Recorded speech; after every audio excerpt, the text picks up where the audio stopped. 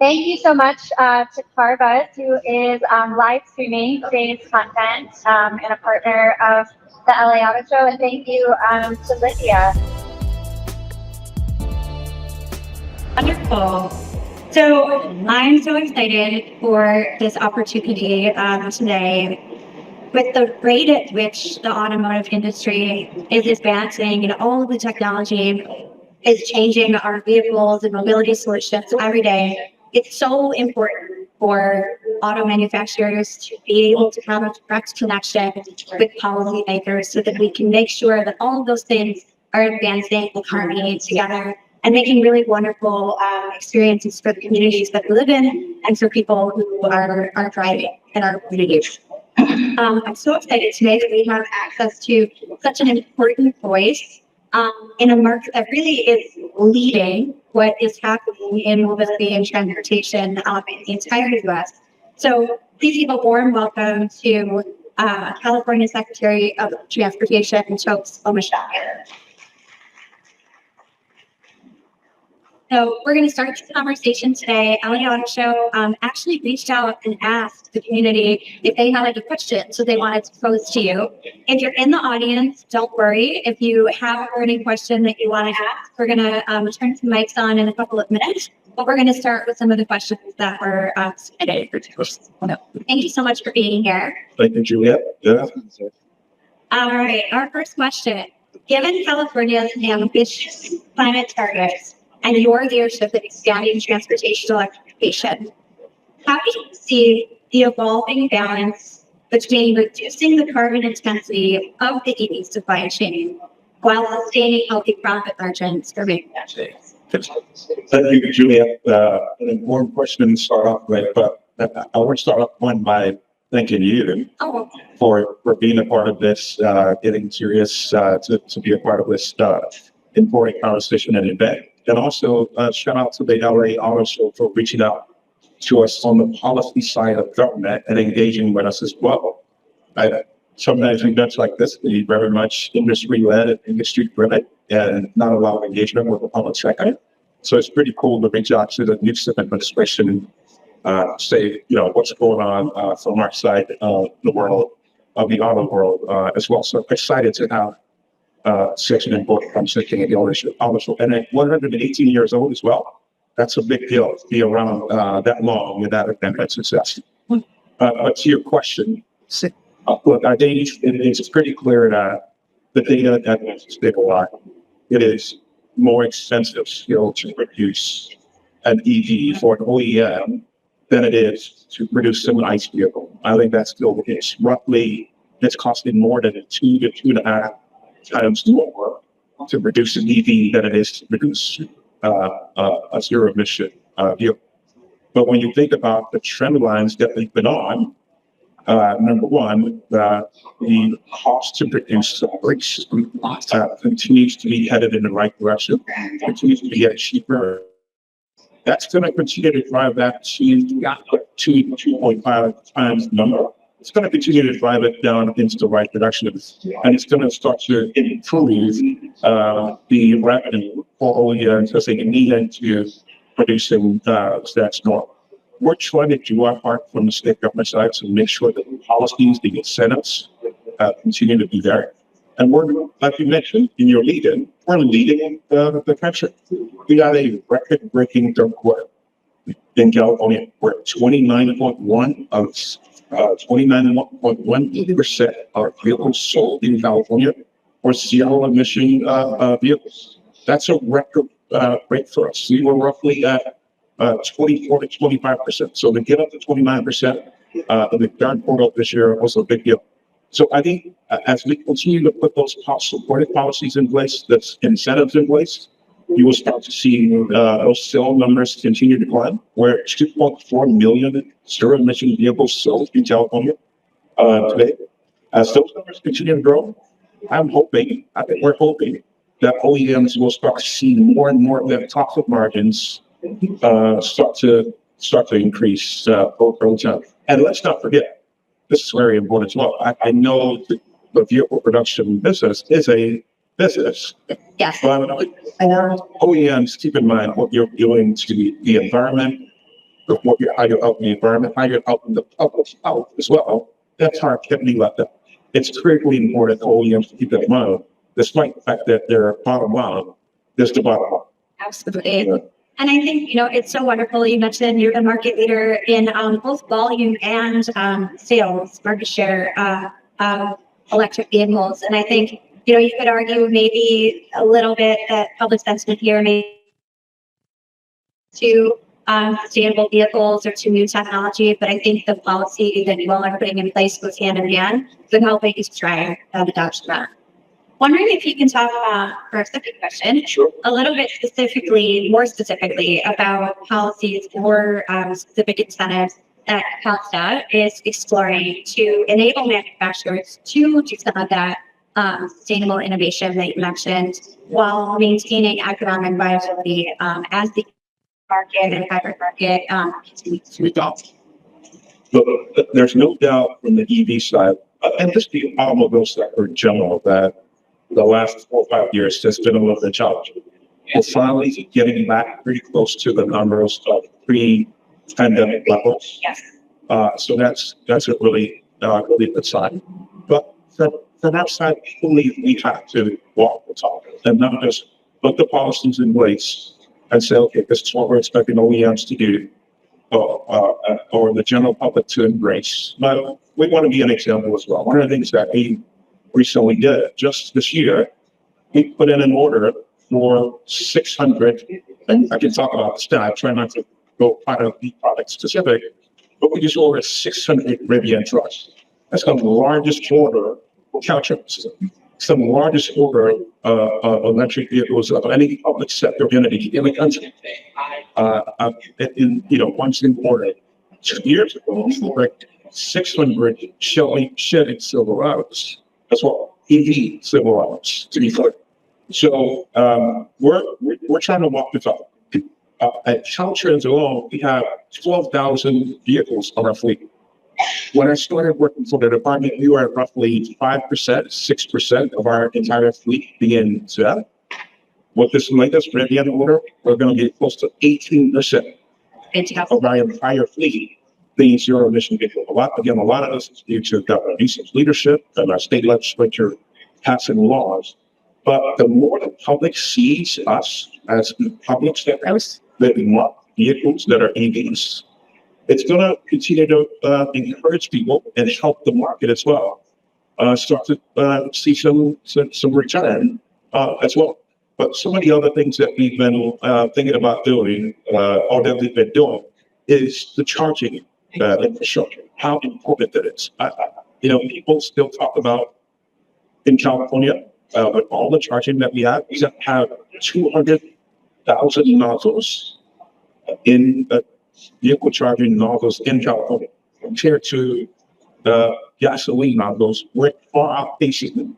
Really looking far outpacing the number of gasoline nozzles with our state. So we still here, despite having 200,000 charging ports within the state, we still hear about range anxiety. Absolutely. It's still a concern. And we have a goal of making sure that in California, that every single Californian is at least 10 minutes away from a charging port.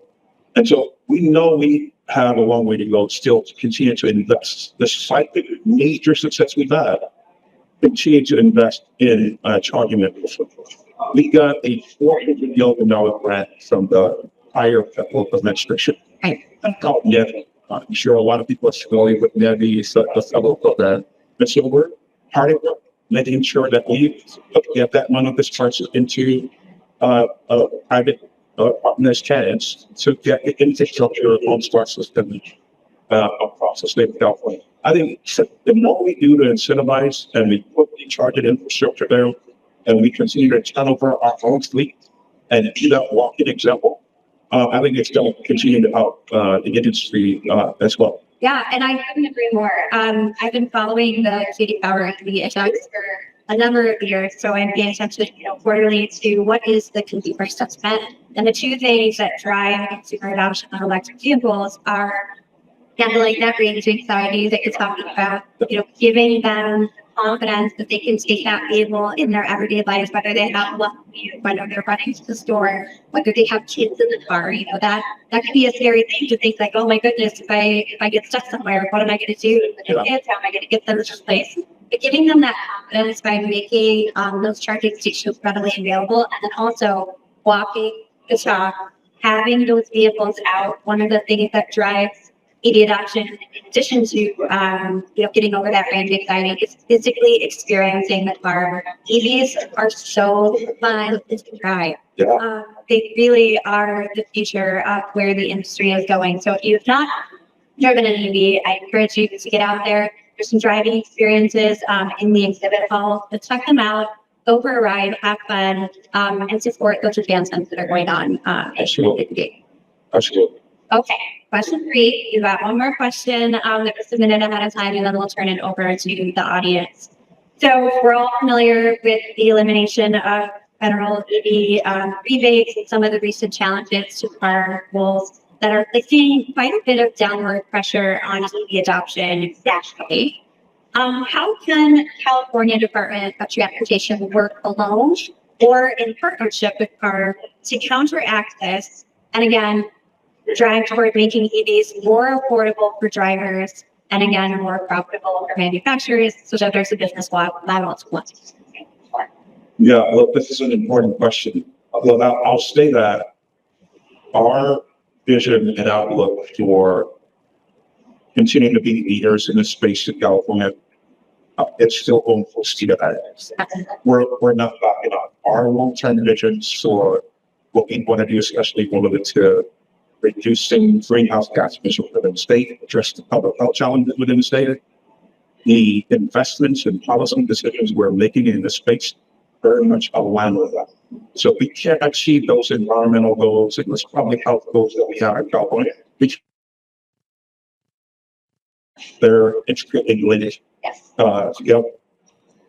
What's happening at the federal level, I can tell you that we disagree. We don't think the incentives should have been taken away. The tax credits should have been taken away. So we have to continue to do our part everything we can within California. And I'll say it's not just the Department of Transportation. It's the California Resources Board. It's the California Energy Commission. It's COBIS, our business, state business entity. It's the UC, our public utilities entity in California. All of us working together on incentives for infrastructure, different policies. The government cannot get selected this year because comments on this about that 60% with that executive order. We all need to continue to be something together to continue to lead in this space. So one of the things we came up with as an idea, one of the entities that I have responsibility and oversight for is an organization called the New Motor Vehicle Board. A very small organization, but they have a lot of engagement with dealers. And so one of the things we found out was that our New Motor Vehicle Board director, that sometimes when people go to dealers, they're not necessarily finding the help that they necessarily need as it relates to EVs. That the expertise, if you will, sometimes is not present on the ground. That a dealer will say, hey, ICE vehicle, here's what it does, cool buy, but also check out this EV. Here are the details of, how the mileage, the range that you get on, different components of the vehicle. That's really important. Absolutely. Part of being able to see sales continue to grow.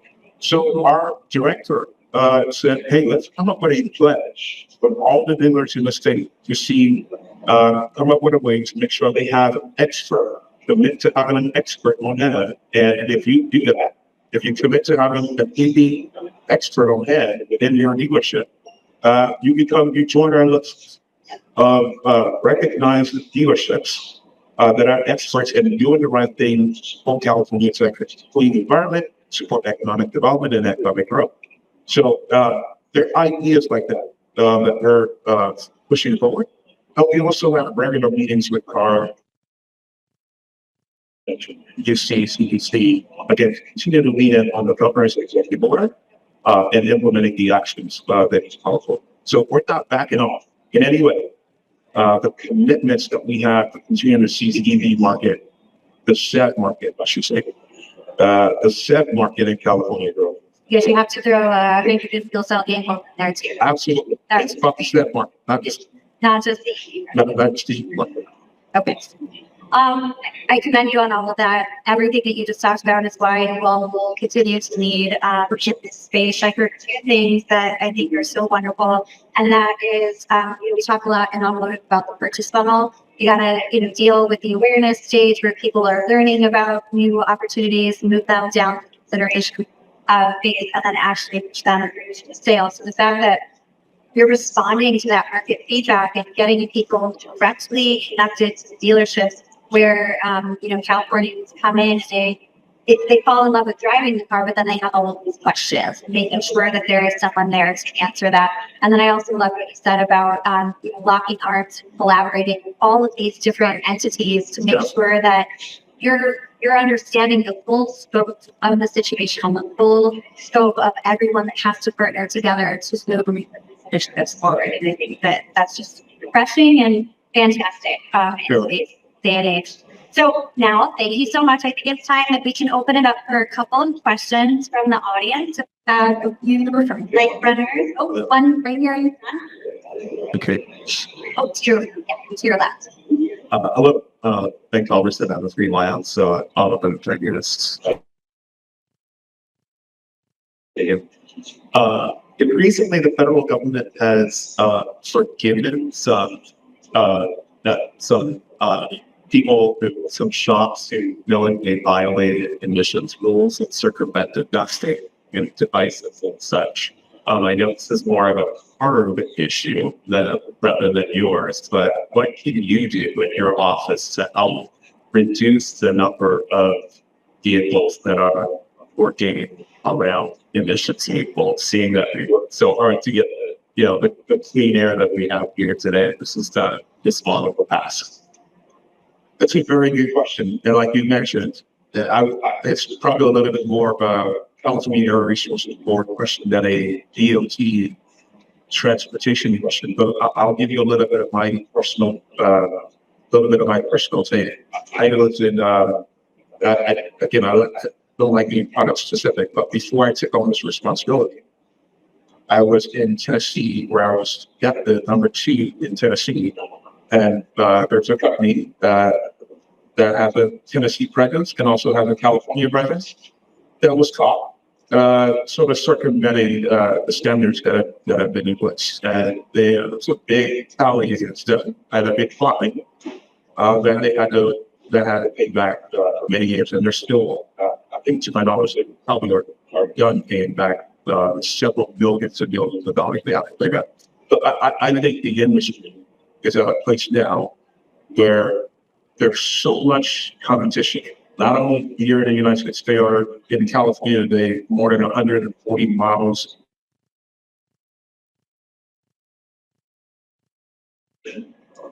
When you go to the Asian market, specifically China, and 90% of zero emission vehicles, I'm sure 90% of them are in China, Europe, and the United States. Those are the biggest markets. And so the market continuing to expand and competition continuing to increase. I think it's incumbent upon OEMs to be as straightforward and honest and honorable as possible about this technology and what they're doing. Because I think if that circumvented continues to happen, it's going to continue to hurt their particular brand and particular product. Because that company from several years ago that had to pay those several millions of dollars, it no doubt put them. And beyond the money that they have, a lot of people are looking at that differently and an impact of sales as well. So I think beyond the regulatory work that needs to happen with the federal government and the positions on the car, I think it's incumbent upon the industry to honor the direction that we're going globally as it relates to this technology. Oh, right, and then we'll go and then Hi, Sammy Roth, until recently the LA Times, now an independent newsletter writer. Secretary Commission, I wanted to ask about the state's 2035 zero emission vehicle sales goal. I know there's got a little congressional review action litigation having to do with that. But I wanted to ask, sort of independent of that, regardless of the outcome, do you think meeting that goal right now is that achievable? Is that something that the state can still accomplish? Very good question. I think the question there was the 25-35 goal that Governor Nixon set in 2020. So we're 5 years in, we're 9 years away from getting to their goal. Whether I believe it's achievable. I think so. But there's no doubt that we're facing headwinds. And so there's going to continue to be a lot of conversation within the state of California about how we're going to be able to get there. But the headwinds that we're facing, you alluded to, I mean, our waivers got pulled by this federal government. But as I alluded to in my comments, the vision is still the vision. The goal is still the goal. We're doing that. We're not backing off of our commitments.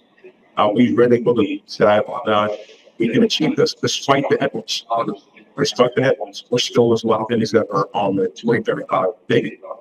But we'll continue to have those issues about how to get it because of reset headwinds application. Move on. Larger bodies. Hi, I was asked you with the state evaluation. When you talk to your peers in other states that don't have any EV adoption rate that California does, what do you tell them that's worked here, and what also do you hear from the reasons that there's issues further on? You know, California is such a unique market. I mean, there are more than 35 million registered vehicles in the state. I always tell people that California has more registered vehicles than any other state has human beings.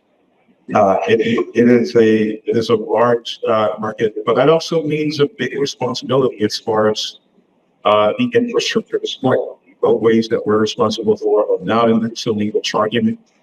The charging infrastructure that we should build up. But I was in Salt Lake City, Utah, a couple of days ago in transportation conference. I was engaging with another state CEO, transportation public sector CEO, and I was telling him about a company, non-profit organization called the LAAS. The LAAS is a NGO that's working on increasing the penetration of electric vehicles and the charging network across America, based in California, but across the United States. And I said, hey, and it's a very large state. And I said, hey, the LAAS is in California, but they're interested in engaging you on ZEV adoption and how the market can continue to grow in your state. And his response was, I'm interested in the conversation.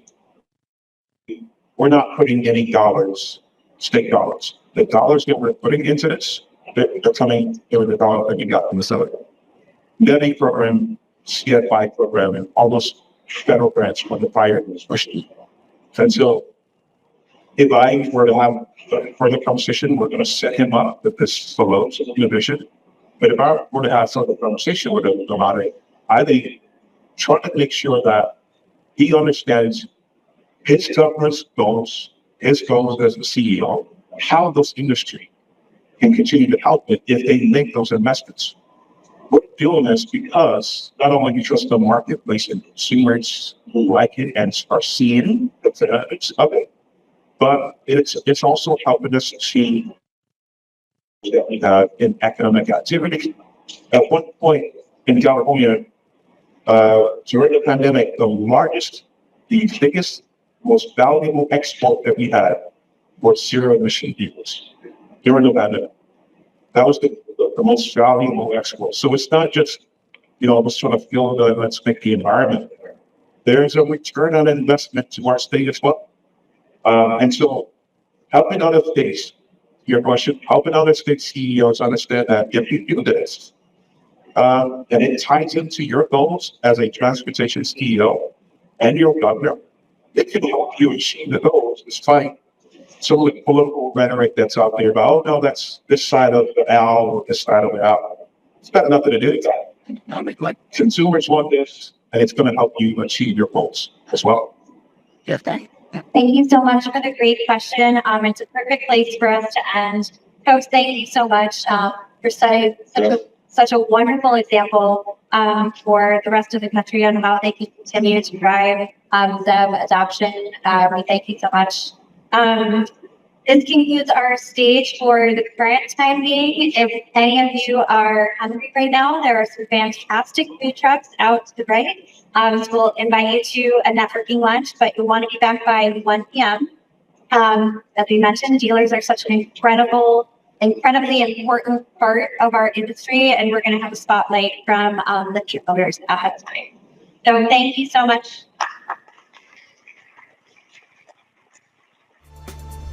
We're excited to welcome a spotlight on retail today. Please welcome to the stage Alex Gonzalez, General Manager of the new Ford Downtown LA, and he's going to be interviewed by Jared Rosenholtz from CarBuzz. All right, Alex. So, what can you tell me about Lithia Driveway, your dealer organization? What makes you guys stand out from all the other dealers? So first of all, thanks for having me. Super excited to be here. Well, I mean, for me, I could honestly, passionately tell you that it's a little bit different the way that we do things. I've been with Lithia since 2012. I've seen the company grow from family-owned dealership to publicly traded. Really, the secret sauce is that the company's model is built powered by people, and they let the dealership keep its identity that mirrors the community. That's the secret sauce, for the people, by the people, to be able to engage the customer in whatever platform, whether it be over a phone call, internet, and want to come into the dealership, you want to service your car directly over the phone, or we can come out to you. That's the secret sauce. It's we want to take care of the customer, the consumer, wherever, whenever they choose. So, you guys now have a Ford store opening up right here in downtown Los Angeles, and I got to imagine that having a dealer right in the heart of downtown LA, that's got to be kind of unique. So talk us through how you cater a dealership to downtown LA. How does a dealer be different being downtown LA? Absolutely. Great question. So for me, organically, I'm from LA. I'm an LA Angelino myself. I grew up here in LA. I'm a huge Dodger fan. I'm a Laker fan. I went to school here, elementary school at Union Avenue Elementary School. So for me, the investment that Ford is doing and Lithia is doing for me, it's a godsend because I know the community is longing for somebody that's able to not only serve them with a transparent process, but also willing to make the investment. A little bit about our facility. It's an 8-story parking structure. I mean, there's no other dealership like that. It's going to be the biggest dealership in the country. Our service facility is going to be floor 3 and floor 4. We're going to be able to accommodate anything from a small compact vehicle to a commercial vehicle. So we're ready. I know that LA was longing for a Ford dealership to be able to service this community. And we're excited because we know we're going to be able to deliver on it. Yeah, I guess you have to build vertically, right? When you're so strapped for the ability to build horizontally, and you're talking about limited amount of space, like stuff like that. And I know obviously when you're talking about markets like LA, right? Big with electric vehicles, and we know that Tesla has been such a dominant player in the EV market, but so has Ford. So how do you guys kind of offer that to LA in defense? Definitely. I mean, we know and we understand that, EVs are big in the LA market area. Tesla, they dominate the market out there, but, along with the footprint that Ford wants to emulate, which is to be able to deliver on the facility that's already here in LA, we're at a temporary facility and we're top 50 in the country out of 2,900 dealerships. So that lets us know that there's definitely a market out there for the consumer and people like EVs. I mean, for me, the difference between us and Tesla is Tesla makes a vehicle, but they're more of a cookie cutter pattern. For us, we want our customers to be able to, still, buy a vehicle that delivers on all the different options that come to the EV vehicle, but you could still keep your, you could order a color anytime you want. You could put wheels on it. You could change out the interior. You could have your own identity along with that, and that's why vehicles I believe that the quality and the fit and finish is a little bit of a difference, but we're able to deliver on, the area that wants to deliver on the EV. And how do you see a future of selling electric vehicles? Obviously, there used to be government incentive. Now there's not. Do you see that it's making it easier to do your job, a little harder to do your job? Has it really not affected you all that much? To be honest with you, our incentives for me, I look at affordability. In LA, that's really what people care about. They care about affordability, and if you're able to fit that payment into your budget, that's what's most important to the customer. Ford is still backing the EV vehicle, the Mach-E and the Lightning with a very aggressive incentive. And to be honest with you, it's all about affordability, and as long as we're able to deliver that to the community and people are able to fit that payment into their budget, that's something we care about. On top of that, you get a very dependable vehicle, and you get an amazing vehicle. The fit and finish is amazing. My son drives one; he loves it. I personally have a Raptor, but if I'm looking for something that's going to give me a good range that I could drive around and be able to plug in as I go shopping at or what have you, it's pretty easy. But it's funny you mentioned the Raptor, because obviously Ford had Ford Performance. Now it's Ford Racing. They changed the name of it. And I think we could both say that Ford Racing maybe has the coolest lineup they've had in a long time. Things like the Raptor, but they also have the GTD, $350,000 Mustang, which is, territory we might not have thought would exist maybe 5-10 years ago. So how do you, as somebody who managed the Ford store, balance selling somebody something like a Mach-E, something like a Ford Escape, but also catering to a customer who's coming in to buy a $350,000 Mustang? I love it. I love that question. Really, for the Ford brand and here locally in LA, we cater to, if you're the first-time buyer that loves a Mustang, that wants to get into an entry-level Mustang, the EV vehicle, we could cater to that also. But also, I'm an enthusiast. I love the Ford brand. I love the Ford passion. If you're a hardcore, vehicle enthusiast, Ford has done an amazing job in investing, the resources and developing a vehicle that actually, it rivals the Porsche. So it's record-breaking, and it's a passionate vehicle. We not only want to sell vehicles, but we also want to tap into that enthusiast like myself, that you're able to not only buy a vehicle, but also be a part. We have Mach-E communities, we have Mustang societies, we have different events, and I think that we deliver on that what people are asking for, not just buying a vehicle, but being a part of a culture. And I know you guys all, obviously, being a Ford store, have a lot of commercial customers as well, people that are buying vans, people that are buying heavy-duty trucks. So what is that customer like coming into a downtown location? Like, how does that differ from a commercial customer that might be somewhere in rural California coming to one of your other Lithia driveway? Well, organically, downtown LA is known for the garment district, the Rose district, different restaurants, different local businesses. And, for me, I love the fact that we're able to cater to, the first-time buyer business owner that has a little pool cleaning business, the gardener, somebody that has a fleet business. We're able to tap in and cater to that department because, the city of LA needed that. I love the fact of when I see a customer opening up their own business and then a year later they're buying 2 and 3 and 4 vehicles. For me, that's like giving back to the community and, helping out the economy organically. Yeah. Have you seen a lot of those customers flock to Maverick now? Because there's really not another truck like the Maverick that's small with a hybrid powertrain like that, that's getting 40 mpg. Everything else is getting 20 or even 18 mpg. People flocking to that truck right now. And asking for it. Absolutely. For that customer that is on the fence and wants something that's going to be very durable, that's going to get them great MPGs, but doesn't want to commit to having that range anxiety that EV brings, that's actually going to be our top seller. And Maverick is a good investment. It's a great vehicle. You have a hybrid component unit to it. And we're seeing a lot of customers that want great MPGs, but also want to keep that gas vehicle. They're really, like you said, flocking to that vehicle, and it's one of our best sellers. Right. I've heard it's even tough for some Ford dealers. Other than Florida, it's a very different than California, but it's really hard to keep the hybrid version of the Maverick in stock. People want it so much. I don't know if you guys have a similar problem here. You can get the gas on, but it's so hard to use stock. Absolutely. For me, at one of the Ford meetings that I was at, I actually said, let's make them all hybrids. Yeah. You can't keep them off the shelf. It's a solid vehicle. It brings some versatility in having a hybrid. You don't have any range anxiety.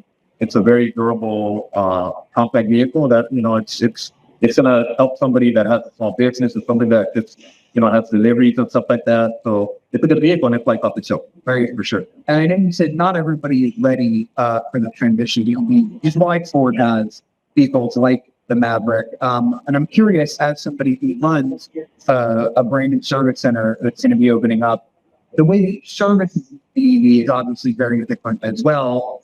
Not only because they're electric, but these vehicles are becoming way more software defined rather than just being about oil changes, transmission fluids, things like that. So how do you see the service center evolving as vehicles become more not only electrified, but more software defined as well? Absolutely. I mean, we know that with an EV vehicle, it comes a different process. And our facility, to our current customers now, everybody's looking for that ease of use. Everybody's looking for that. Let me not let it interfere with my days. And, we try to tap into that because, we've made the investment at our dealership with mobile vehicles that are able to, if a vehicle needs a software update, we're able to come to a customer's home or their work. And that's what customers are looking for nowadays, ease of use. Customers that generally buy EV vehicles are generally a little bit more into technology.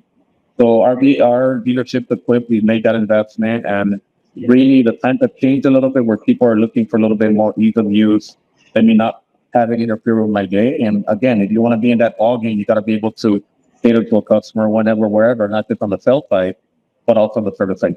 Yeah, and maybe even on the buying side, I know our readers don't always love to come into the dealership. Maybe they like on the service side, come in, they get to have, a snack or whatever. Like maybe they don't mind that part, but the process of buying sometimes take a while. So they like the idea of maybe buying online. So do you guys also offer that as a process to speed up that process? Absolutely. And really the biggest lesson we learned was from COVID. Obviously, when people weren't able to come out of their homes and they still needed vehicles, for us, that was the biggest lesson and the biggest learning curve for us is where customers sometimes they want to do everything from the comfort of their home. Well, we have a buying tool at our dealership that you could do everything from look at our inventory. You could get payments. You could apply for financing. You could, agree to terms and conditions, and we'll even deliver the vehicle up to you. So that's something new that somebody that like myself that I've been in the business for 27 years, I've seen that change where you can buy a vehicle from A to B, and a lot of customers nowadays, they're looking for that comfort and that ease of use. All right. Yeah, I think we're all good on time, but I thank you so much, and I hope everybody enjoyed the questions that we were able to ask. Thanks so much. Thank you much. Area of transportation and a lot of discussion around what an incredible EV market you all have there. So it's only fitting that we would have the brand Lucid join us for a conversation about what's going to be up and coming in the electric vehicle space. So first, I'd like to share a short video of theirs, and then we'll lower it to stage. Oh my God, there is so much to unpack here. Rick.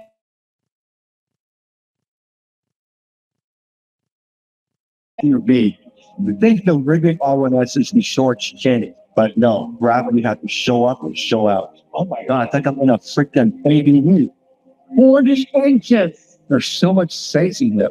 The suspension's tuned perfectly. The steering's tuned perfectly. It can charge faster than a Tesla on Tesla's own chargers. So everything that I wanted in a family SUV has been asked for. Tons of cargo capacity.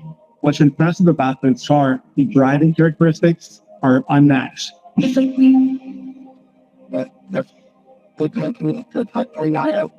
That's how I'm defining don't probably. Oh, you like then I didn't go talk like you did. You won't get a pin I feel that deep. And I wanted to storm it. Okay. I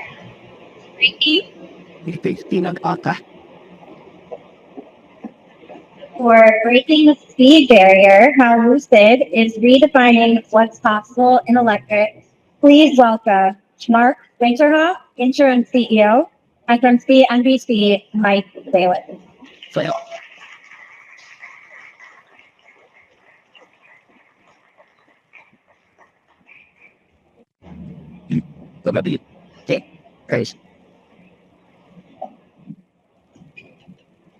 Hello, nice and sunny LA. I feel like I'm back in Detroit. This game last night from Washington, and it's the same temperature. You just saw the video of the Lucid Gravity Touring that it's starting at $79,900. Martin, let's start there. The news of the day announced that is now going out to customers, ordering it open. Why is that vehicle important for the company? Well, I mean, what the most important thing is that we made all our changes and comments that we did 2 years ago in fact here. Because when we showed the Gravity for the first time, when I had a show, we said first start 79,900.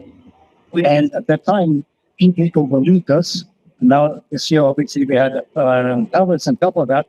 We are still following through, and we're now offering the Gravity for 79,900 as its base version, and then obviously standard options on the advanced.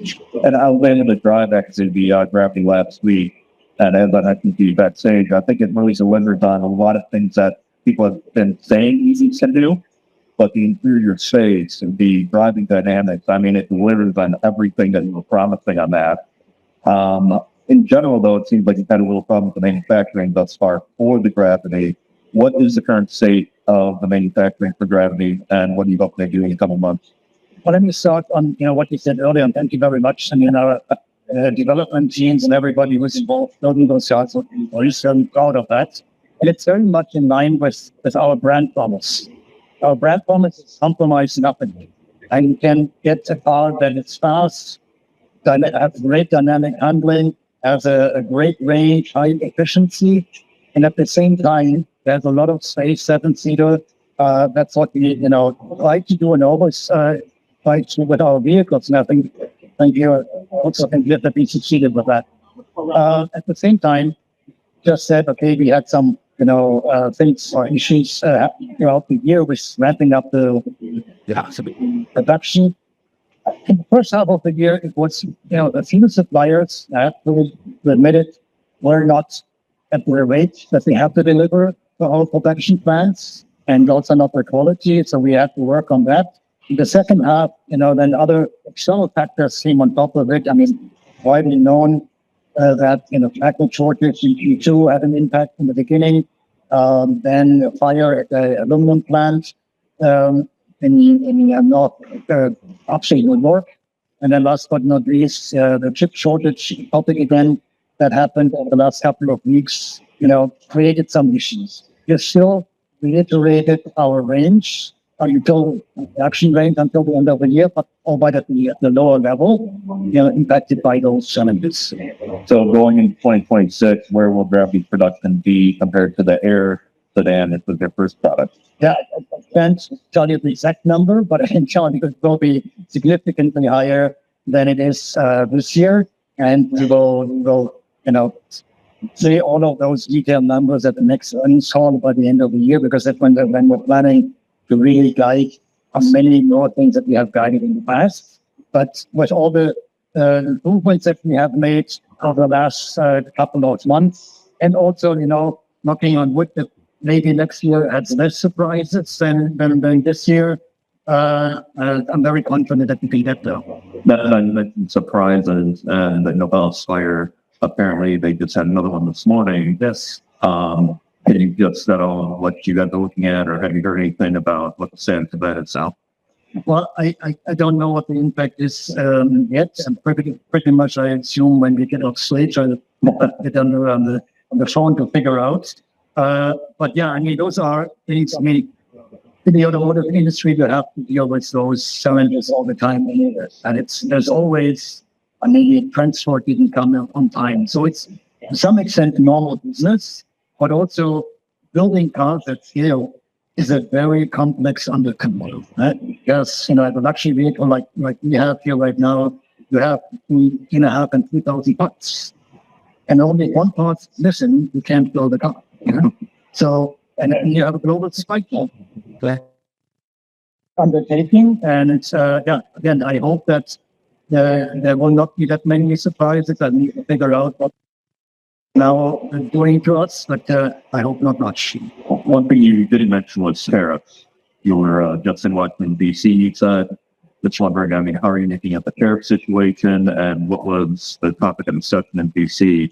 As more and more CEOs said, oh, they're going back? Well, I guess the tariff situation is, I think it's still fluid. There's still a lot of negotiations, bilateral negotiations between the markets. I mean, it's something that we have to live with. Now, obviously, it was not a surprise, by the way. This year, we didn't plan with that in the beginning of the year. We also didn't plan with discontinuation of the tax credits for it. And what we're doing, we're obviously working to rearrange our supply chain, bringing more of the components into the United States or close by. As an example, a big contributor, obviously, for an EV are battery cells. And starting mid of 2026, the vast majority of our battery cells are being produced in Kansas. So that will already help quite a bit. And we are in the process of, reshoring or, localizing additional parts as well. But yeah, I mean, obviously, it still adds to the costs. And we will need to figure out a way to not passing it along to the customer. That's, like the example now with the Gravity, we said, okay, now that's what we promised, and that's what we want to do. And you mentioned the end of the $7,500 tax credits. Your vehicles can be more pricey than that for your customer. How are you looking at the end of those tax credits, the leasing program, and how does that impact the business going forward? And what are your expectations again for next year once things normalize? Yeah, obviously it's not helpful. But at the same time, we have to be successful without the tax credit. And that's what they're focusing on. They're focusing on building great cars. It's not only building EVs. Actually, to everybody here, I hope you get the chance to try it out. They're a little bit further down, learning the test drives. And our focus is to build great cars that are enormous fun to drive and convince customers based on that and not only in the price. Particularly, as you said, we are playing with our current models in the luxury segment. Right now, the Gravity starts at $79,900. Our Lucid Air starts at $69,900, but it's still up there from a price perspective. So we don't feel as much impact as maybe others that are way lower. But at the same time, everybody probably wanted to buy a Lucid Air, for instance, probably had done it before $930. What we did, though, for the Gravity order holders, we said, okay, even if you can't get delivery until the end of September, we will honor that $7,500 until the end of the year, simply because we're still ramping up our production and we didn't want to leave our customers hanging. And you've had 7 consecutive quarters of record deliveries. That's even without Gravity ramping up. How much longer can you keep that going? And like I said, the EV industry is a little shaky right now. What do you expect it to happen in 2026? Well, I mean, obviously, we want to see possible. Yeah, actually accelerate. When you think about it, the Lucid Air is a lazy luxury sedan segment, and it is not a big segment in the US, but also not in other markets as well. The Gravity by itself already attracts a much bigger segment, particularly in the US, because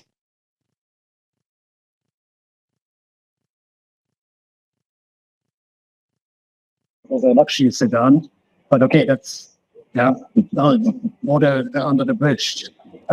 So we're attracting now much bigger segments. And what I believe when it comes to next year and then the years after is that the market will normalize. What I mean by that is there is this, I would say, I call it myth a little bit, that EVs are so expensive and they need to come down in price. Okay. Well, first of all, they're providing a luxury product. We're not planning to play in the $35,000 range. Even with the midsize that we will bring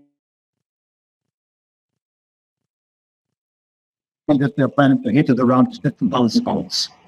Coming back to Lucy's sense, when you look at the MSRP alone, okay, it might look that way. But when you look at the monthly cost of an EV, and particularly obviously with leasing rates in the past, leasing past, even right now, they are on par or actually lower costs than an ICE vehicle. So I think there's some education to being over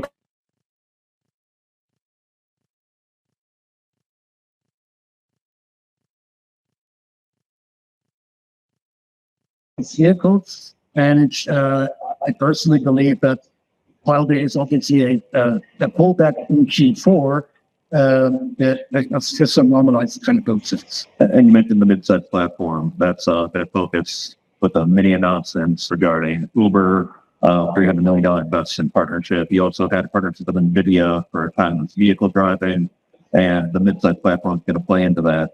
You discuss the midsize platform, what people should expect from that, and why it's important to get into that segment.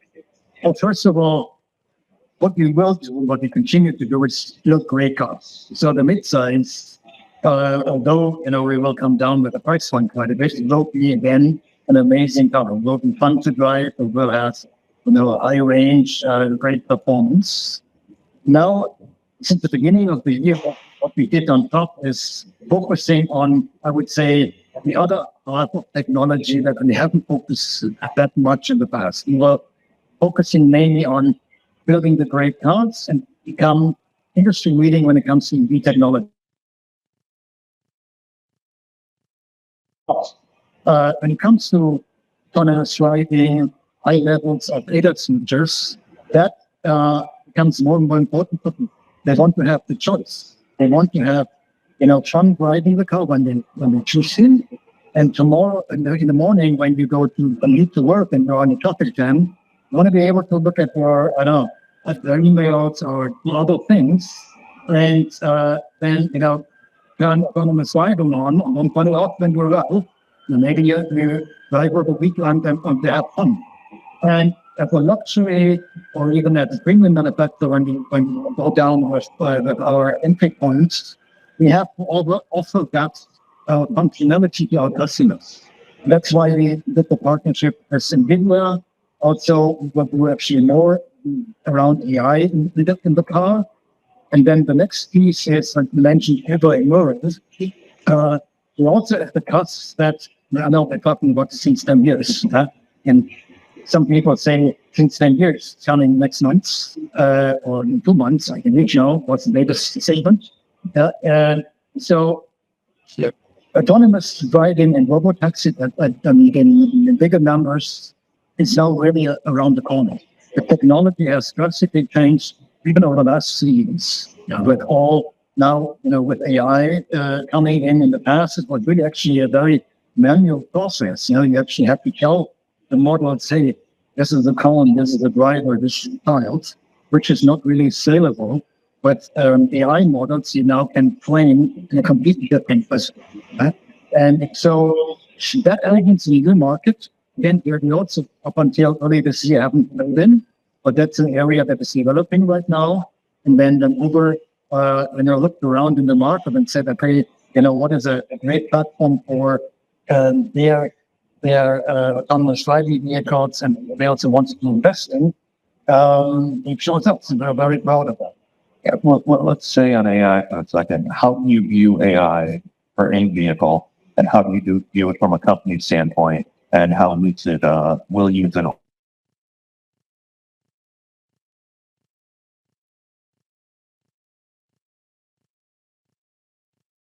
The car will become prevalent with vehicles of the future. It already works pretty well in the Dragon. I mean, It does, but honestly, it's really at the starting point. I can tell you, I've been in China at the beginning of the year, and I don't speak Mandarin, but our drivers and my colleagues, they're really talking, right? And it's really the things that they want to do in a much more extensive way it's not only about the car, it's also asking, different questions, getting the answer. So there's much more that can be done. And we are at the starting point.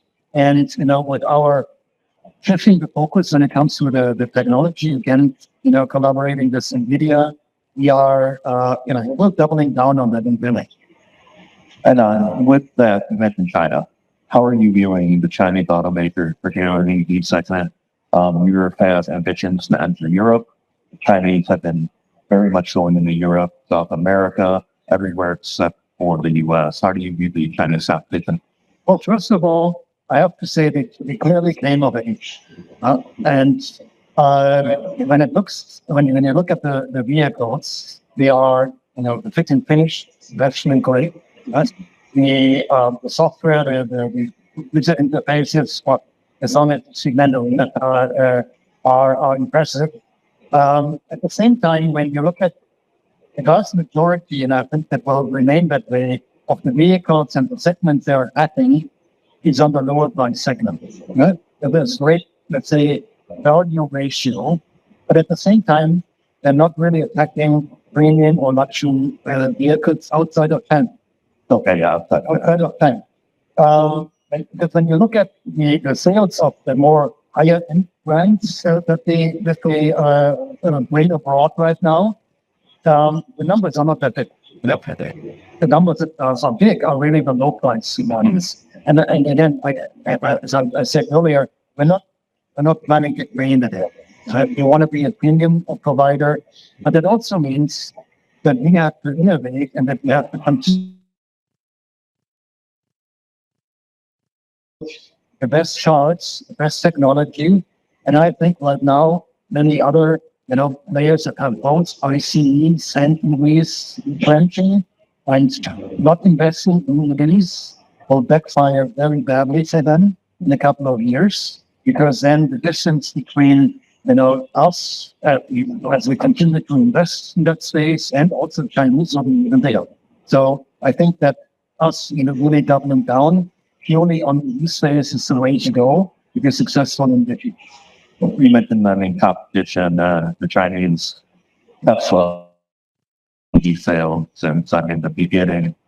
If you're saying in that premium segment, Tesla's gone far below that, who do you see as the biggest competition?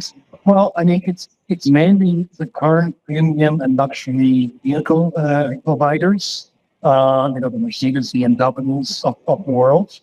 And that's mainly what I expect, not only expect, but what we see right now. There are two, let's say, big electro or brands or brands that choose to buy them. One is Tesla, I have to say, always had a big chunk of Tesla customers, simply because they're used to buying an EV, but they also look for choice. Now, they don't want, for the next 10 years, 5% that looks the same as it did 10 years ago. The others are the Mercedes, BMW, all these of the world, because it's, our cars are really very well pointed in the interior, a lot of focus on selecting materials, spending time on the user interface, and all of those things, that's a clear investment on. That area has are the biggest, groups of customers that we see flowing into all of that. And I mean, you've kind of come in this year and you've announced a lot of partnerships. And on the quarterly call, you say you're going to lean into partnerships. Why? Why didn't Lucid need a partner? Why can't it be all done in-house? Well, it's a matter of smart investment. That's how I would characterize it. Let's take the autonomous riding topic as an example. If we would have started to double down ourselves on autonomous driving, let's say 5 years ago, we probably by now would have spent about $5 billion or more, and wouldn't have much to go for. That's happened. It happened to others. Right? And now with the new technology, that is different. It's still expensive, but it's a far cry from what it used to be. Then at the same time, For me, what I focus on is I want to be able to provide that functionality our customers fast. Mhm. And therefore, because you haven't made that investments in that scale that others have done in the past, it would take us longer. So what I'm doing is we're focusing on partnerships right now. And at the same time, we will monitor the space, whether that is something that we should own inside. So, because quite honestly, that project is still out. Right? Some people say it will be commoditized in a couple of years. Autonomous driving will be available for many auto suppliers or others. And therefore, owning it would not be that important. We will see. Right? And once this, let's say the dust settles, we will then make our choice, whether we double down, do it internally. But for me, what is important is that aside of what we're offering today, that I can offer that functionality to our customers fast.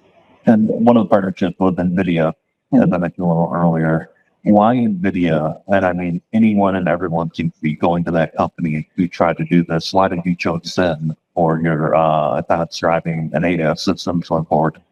It was actually two ways. They also chose us. Okay. Because what actually happened is that after Uber's investment in us, we always had, obviously there's several players in that space, sessions, but it really doubled down after the Uber investment, and we had much more intense discussion with NVIDIA. Well, I mean, one big thing is I don't think there's another company out there that has as much firepower as NVIDIA in that technology space have now. And at the same time, Jensen Wang also said, hey, I want to be NVIDIA first, actually bring a real L4 technology to a retail passenger vehicle. And so they talked with many others. They have other partnerships involved. But, we found a way that, hey, we actually have a fighting chance together with them. Universe, and that's why this came about. So it is both because you wanted to have a very strong, powerful partner. I think when Jameson sets his mind to something, that there's a good chance that it happens. And at the same time, we also wanted to have somebody who can show that they can, develop great technology and deliver fast on something that others. I've got to ask, Jensen. Obviously a big name right now, particularly on my network, CNBC. Have you gotten to drive with him in a Lucid or sold him on a Lucid yet? Well, his wife has ordered photographed him. Oh, I hope I was able to.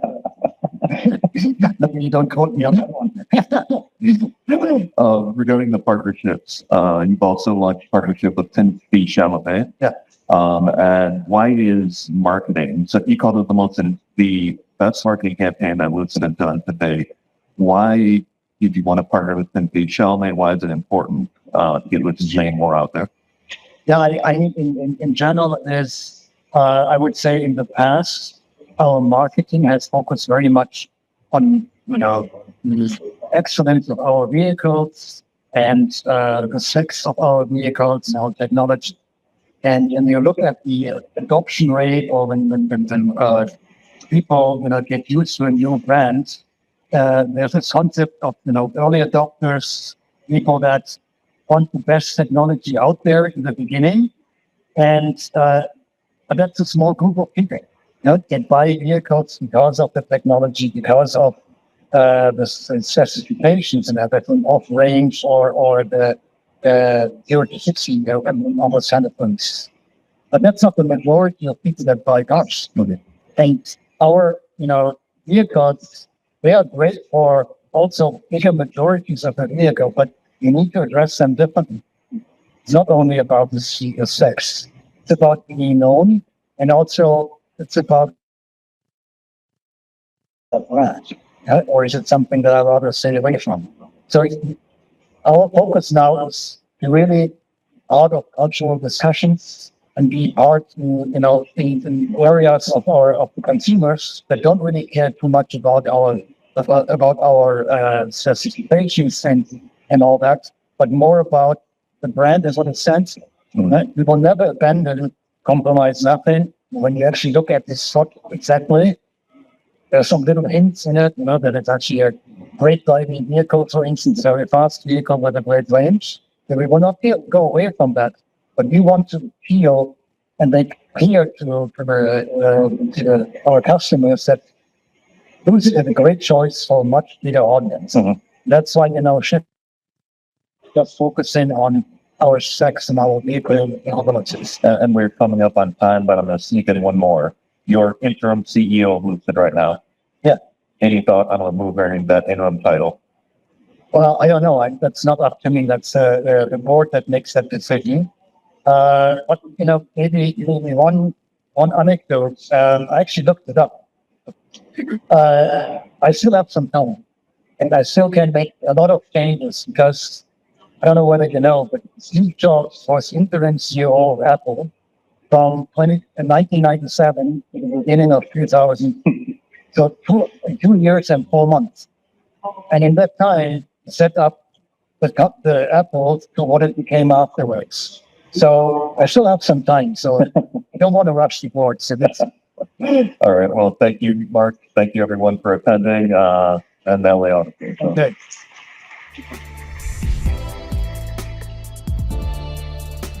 All right, Cody. Thanks everybody for joining us. Thanks everybody welcome at home on CarBuzz. We're going to talk a little bit about sales today. You mentioned something a little bit about. I want to talk about direct sales. I want to talk about sales to brand. I want to talk about headquarters. But first, I want to talk a little bit about how it's to exceed that store really came to be. How did we get so hard on some brand a decade ago? Where we are today, what kind of customer feedback are you looking at? What kind of guidelines you get from them? It's kind of thinking what we see that goal. Yeah, thanks for having me. Always good to be at Automobility on today at the LA Auto Show. And if you haven't had a chance to check it out, it's right next to us. So where the current story starts is really 2022. It was nothing but a vision and a big dream. Of course, we had all that brand heritage, all of that history to look back upon. And we really wanted to stay loyal to that heritage, stay loyal to that mystery, and also the vehicles, these true off-road applications, agriculture, the labor, putting these trucks in this. So we started, of course, with the customer and spoke to a lot of people. We've had numerous product clinics, surveys, focus groups. It's very loyal to some of the feedback that they were giving. It supports that influence, product design, experience decisions, retail decisions, and what we got from those early consumer product clinics. And now largely we found what this is next one now. And I know that people also build over the years as well. And which changed about as well. And you thought, well, these are looking substantially different than I remember them looking the last time I saw them. That's exactly right. One thing that customers were adamant about is allow me to accessorize this vehicle. No matter what you do, I have to be able to bolt steel bumpers to it, truck stars, lights. I want to be able to put a winch on it. And we heard loud and clear, accessorization was a non-negotiable. Now, you mentioned, coming up with things really exciting into their starting 2022. So, outlook for the U.S. electric vehicle market has changed a little bit since 2022. How important is the having harvesting technology, like generate EV technology? How much of that moved to the forefront in terms of your planning going forward for the brand?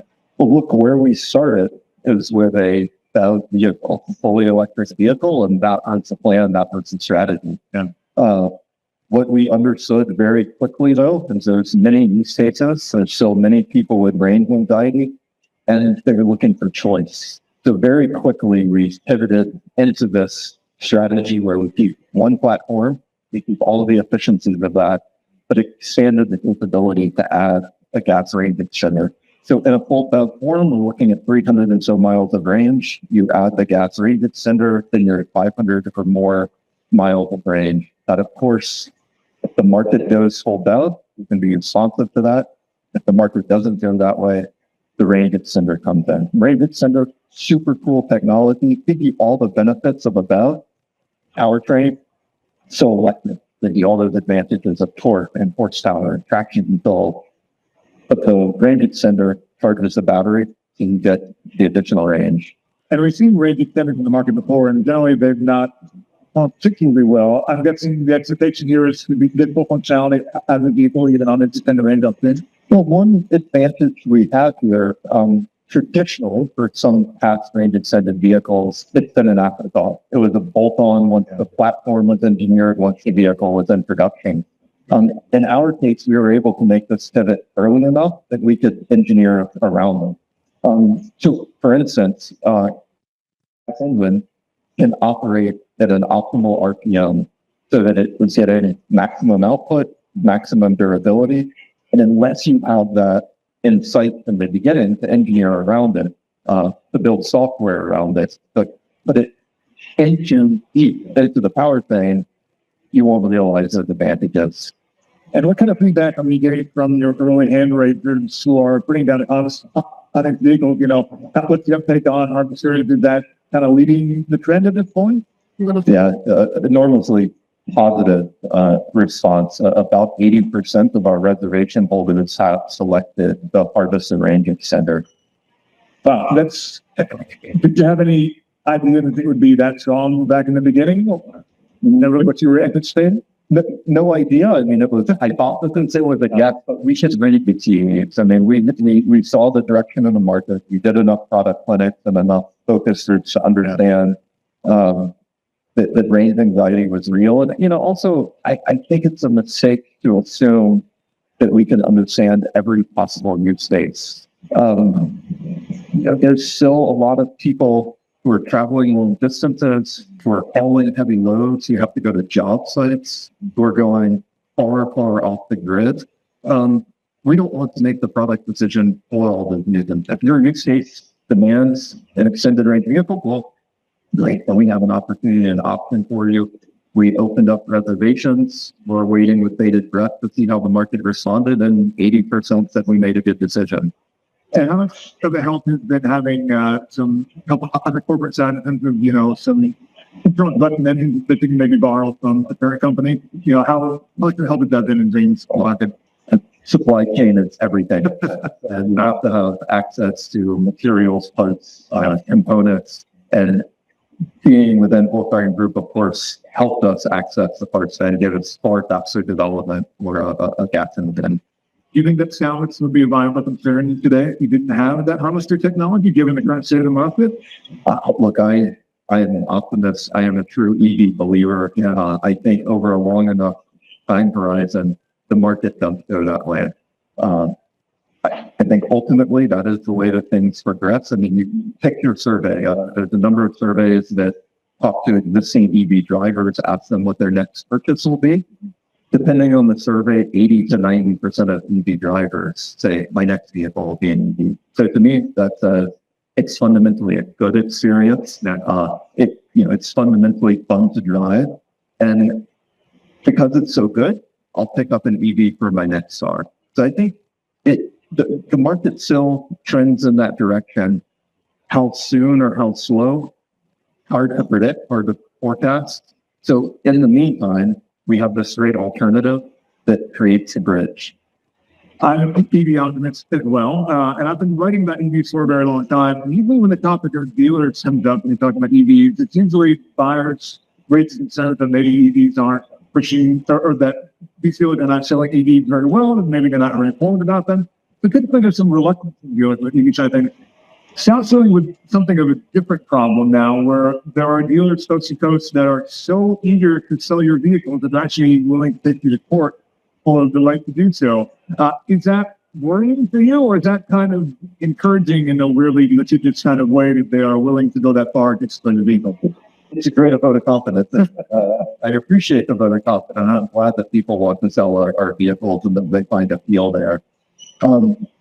Look, there's been a lot of headlines and a lot of media coverage on our direct sales model. For the audience, if you don't know, I've chosen to sell directly to consumers. So this is South Motors producing South vehicles sold to South consumers through South-owned retail locations. In our discussions with consumers, this was a super important question to us. What was the automotive retail experience like? Were they getting served well by dealers? And, we learned some dissatisfaction. There was a lack of trust. There was a lack of transparency. I would say the key theme was frustration. Now, this isn't to say direct is the right model, franchise is the right model. This isn't to say that it's a binary choice, that the market has to be one model or the other. I think that there's many great dealers out there serving customers extremely well. There's a place in the market for that, but that's not to say that everything else should be illegal. I think that the marketplace in a country that respects and enjoys free enterprise, that we should have both models, and we should see who serves the customer best. Maybe final point on this.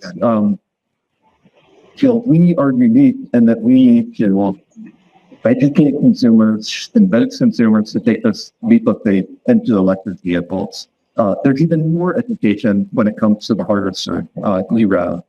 So we need these fully trained, fully engaged, fully enthusiastic frontline sales employees to meet our sales objectives. But what we saw in the market was something very different. I mean, there's a number of studies and surveys on this. CDP, for instance, had one recently that on a national basis, that 49% not excited at all to sell EVs. So I have thousands of people at the factory that I have a responsibility to. I have to get this brand and market, get sales volumes up quickly. I need this fully engaged, fully trained sales policy believes in the products that I'm making. The way that we did that is with a direct model. But even with that conference, they've had a lot of complexity because right now you're trying to launch this brand, you've got a lot of balls in the air, and now you've mentioned a lot more balls in the air because now you've got to worry about building out this network, building out sales, building out service, and everything else. That must have been a really difficult decision. And can you walk me through some of the extra complexities of that brings to the table now, having made that decision? Yeah, the automotive business in general is full of complexity, and try to eliminate that complexity everywhere that you can. I think looking from the outside and think, oh gosh, okay, a direct model that entails real estate, construction, retail staffing, it adds a lot of extra layers of complexity. But once you unpack it, once you get into it, it becomes clear that you can deploy new technology to actually make things far simpler. So for instance, we know that 90+% of consumers want to buy online. So we can have an online shopping, buying, transacting experience. On average today, it takes about 13 and a half hours to buy a vehicle. Well, why does that take me 10 minutes or 15 minutes? A digital experience can totally do that. Things like over-the-air updates, things like online service scheduling, predictive diagnostics, all of these technologies can be deployed when you have a direct relationship with the consumer and actually makes retail operations simpler than again. Another convenience are business relationship partnering with a third party, basically to handle warranty-related concerns, service, and that kind of thing. To make sure that they can instantly have nationwide support for anybody who's buying the vehicle. How will Scout provide that kind of assurance to the customers get about things in the company? That's something that a lot of people are going to be worried about. The question is super important, super legitimate. I mean, first mover advantage is real, right? If they take advantage of that wherever you can, but also second mover advantage is real. So we've been able to watch others deploy in the market, B2C brands in particular. We have seen service difficulties, parts availability difficulties, long repair times, fix rate the first time issues with repair quality. So we know that many B2C customers are frustrated with the service experience. So we've leaned into that. And the way we describe our retail operations, digital first experience, service first infrastructure. So we are absolutely over-indexing on service. In fact, for every year of our growth, we're building 15% more service labor capacity than we anticipate needing in that year. It allows us to learn, it allows us to grow, it allows us to always have availability for appointments for consumers. We get out of the ground quickly. In fact, 5 years after start of production, we'll already have about 1,400 work stalls across the country.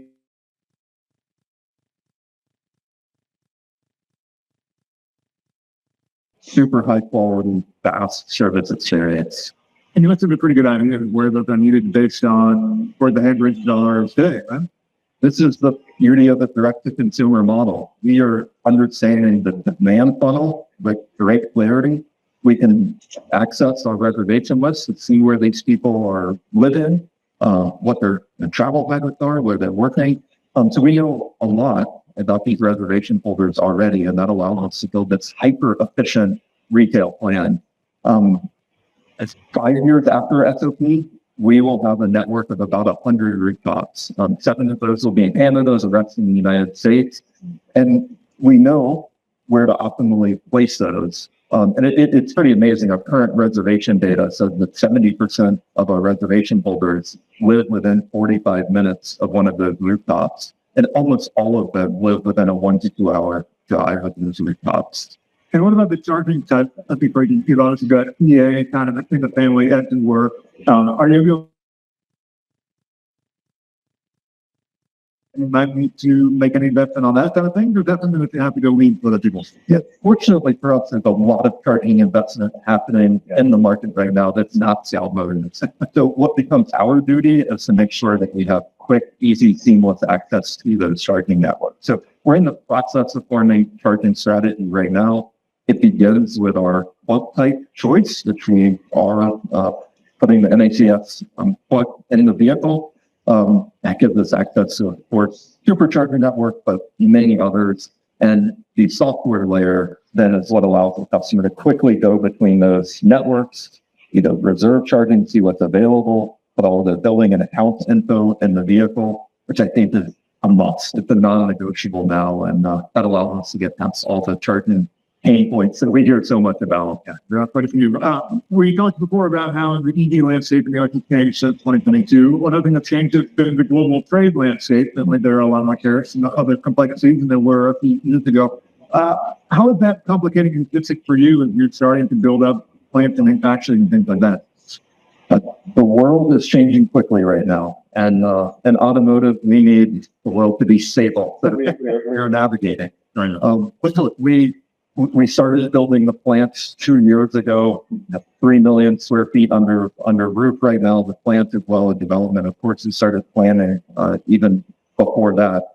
But, our thesis was that this is a special American moment. And this thesis began years ago. I'd say it's a special American moment because Americans are looking to build again.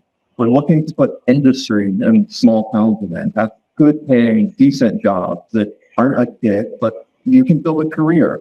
Americans want products that they can believe in. And so we said, we're going to invest in America. We want American manufacturing, and we need supply chain resilience. If there's anything we learned coming out of COVID, it's that the automotive supply chain is vulnerable. So we very intentionally picked a location where we had a very close supply base. We landed on Lakewood, South Carolina for a manufacturing facility. We will directly employ something like 4,000 South Carolinians at that site. And remarkably, 50% of our supply base is located within 200 miles of that plant. So our choices weren't directly related to current conditions, but in retrospect, they were very production facility. How did that come along about construction? If you ever have a chance to stop by Lakewood, South Carolina on I-77, it's a site to behold, 1,600 acre site, 1,100 acres under construction.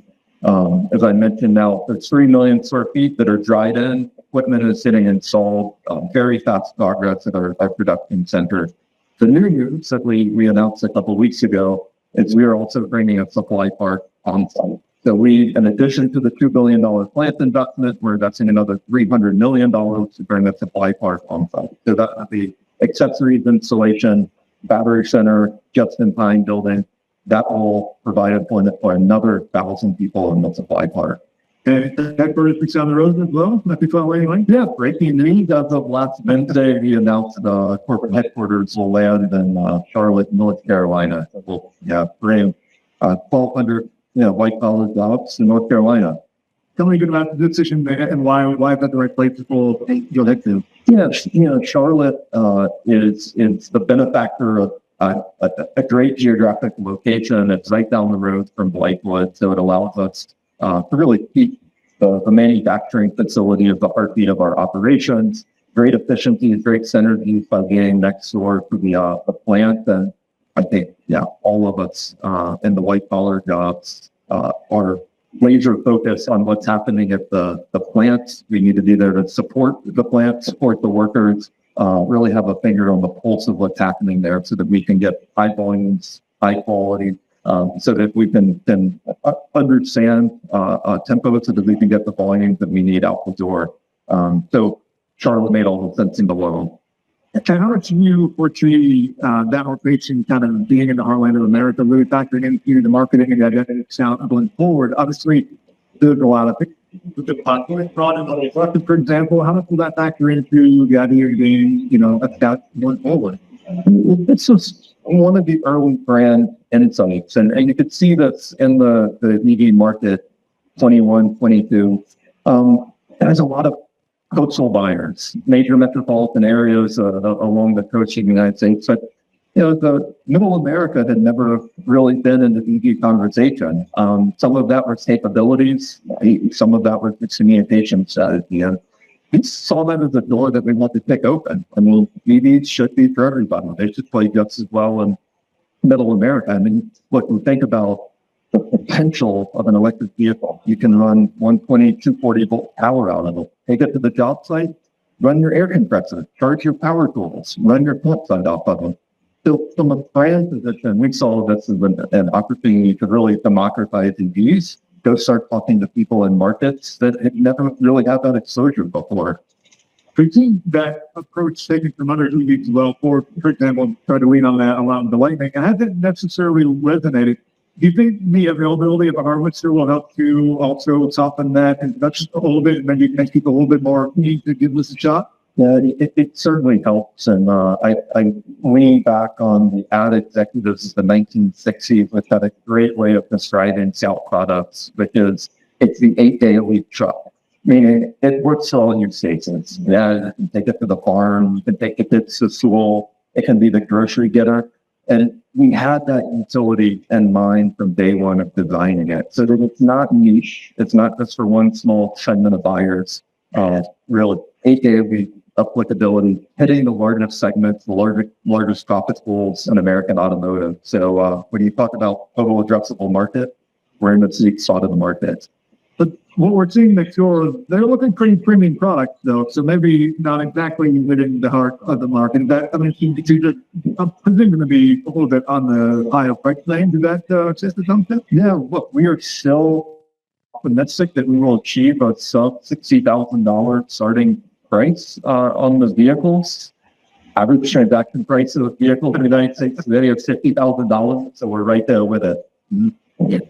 But certainly, with on the opposite side, I'm guessing you're hoping to kind of lead on the higher end, a little bit more higher value out of the market. It's really helping you get up to see that kind of thing. Yeah, as always, we will have a number of different trim options, of course, for the full ladder.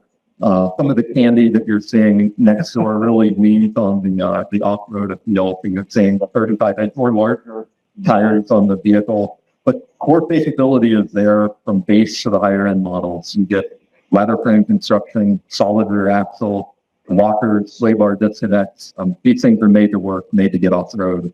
I love to see mechanical. When might we see some of the lower end, the watch focus trucks, that kind of thing? I'm going to stick you on some of our product marketing pieces, but they're plenty so far. Fair enough. So, in that, I mean, where are you when it comes to prototype testing? I mean, these things aren't that far off. So, presumably there are some of those driving around out there somewhere? Yeah, as far as the vehicle goes, look, we finished a round of winter testing in Sweden last winter. We will go into round 2 of winter testing this winter. We have several generations of test mules that are driving around. As always, they look like Frankenstein vehicles, but we are now validating real drive dynamics, chassis dynamics, suspension dynamics, traction control. These things are getting dialed in. The software is coming to light. And the next big milestone, 2026, you start rolling some pre-series, pre-production vehicles down the line that start getting production like sheet metal on them.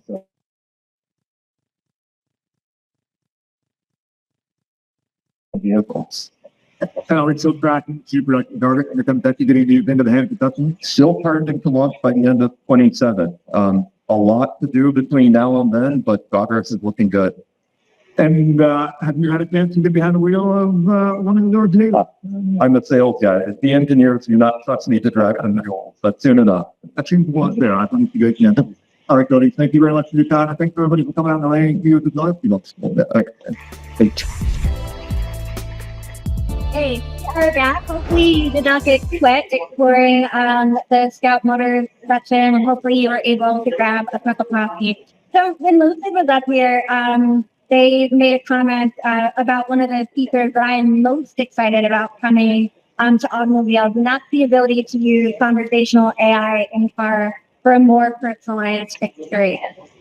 AI is really disrupting everything within our industry, from the way that consumers discover vehicles to the way that manufacturers are building and developing them, all the way to, like I said, how consumers will experience them in car.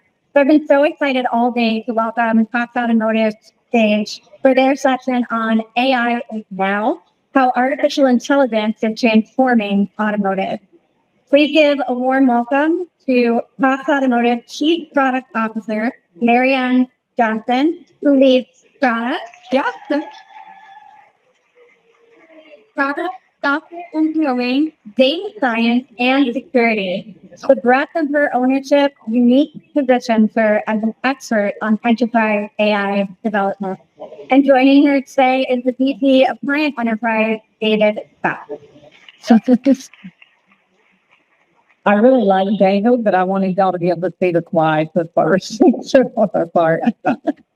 Well, good afternoon, everyone. I'm Marianne Johnson.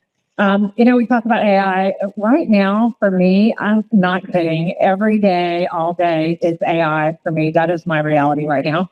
And I'm David Foutz, and in our role, selling and solutioning, we get to engage OEMs, vendors, large dealership groups, and we talk to customers about what's working, what's not working, what they need to compete in the industry today. And then we step back and ask ourselves, what can we do about some of these certain issues? Yeah, and right now you're likely thinking, how do we really maintain a competitive edge when technology is moving so fast right now, and it's really rewriting the rules? And it feels like to you, maybe it's every couple of months. To me, it almost feels daily that things are changing so fast.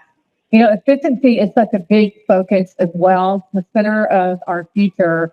And when dealers operate efficiently, that is going to give them the opportunity to connect with their customers more, operate more efficiently. They're going to be able to build those relationships. So, David, you talk to our customers all the time, all across the industry. What are some of the biggest challenges that you're hearing about?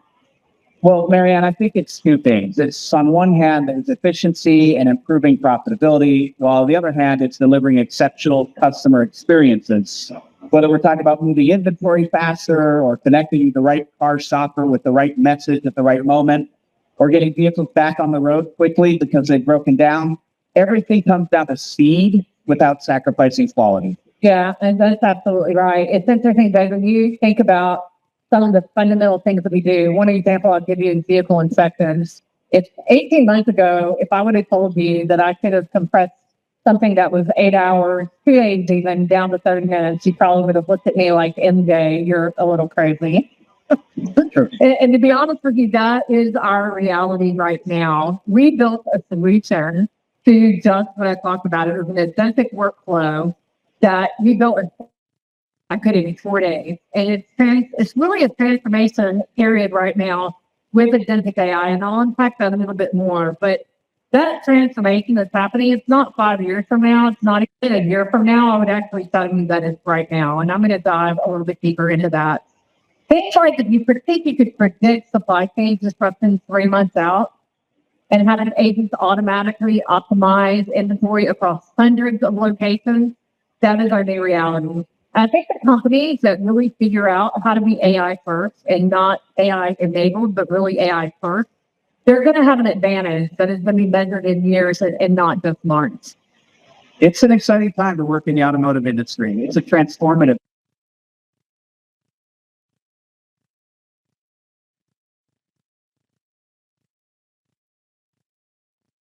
They see the potential in AI, but there's also a bit of fatigue, even skepticism that I would suggest is already setting in. They're saying, please don't talk about how much data you've had. Please don't tell me about your amazing architecture and so on. Everyone is talking about that. Show me what AI can do to help me with my most pressing challenges. Today, Marianne are going to attempt to do just that. We'll not only share some learnings we have about how to work with the technology, we'll also share real platform solutions that are deployed now, and we'll describe the transform A little bit about that transformation journey and what kind of got us to where we are right now. So for everybody in the room, context really matters. We are seeing with generative and agentic AI is really unprecedented. And it really, if you know what you're doing and you apply it correctly, you are getting immediate and measurable results right away.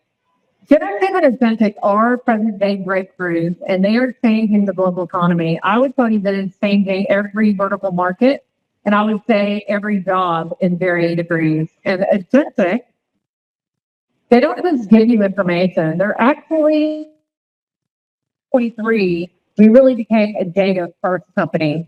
And our intelligence engine is processing over 5.1 trillion insights on a vehicle annually, as well as 2.9 trillion insights on a consumer every year. So that transformation that's required, I talk about it a lot, means pragmatically aggressive.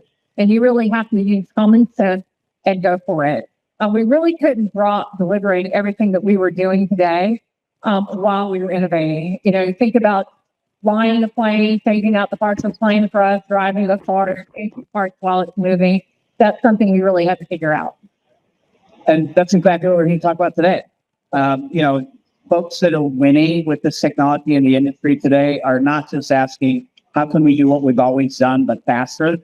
They're really asking, what becomes possible when AI handles the routine tasks and it frees up my people to think about problem solving and building relationships, to get out of managing transactions and making connections with clients. So leaders aren't thinking about the theory of AI. They're thinking about a blueprint for how to apply agentic capabilities today. And for us, we're trying to help our customers understand how they can leverage already have across thousands and thousands of dealerships to implement these new productivity gains.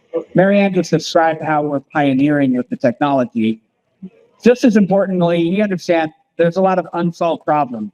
And it's really in understanding the problems where we can generate value together, helping the business leaders that are leading our industry. So we're centered on creating and enabling a better buying and ownership experience, whether that's from a consumer or from a fleet manager. We're focused on empowering the fantastic people in franchise dealerships and retailers today. For us, this is not about disintermediation. It's about enabling better experiences and unlocking the potential of new efficiencies for OEMs, lenders, and their franchise dealerships. So it's with this point of view that we're approaching how to best leverage AI agentic solutions.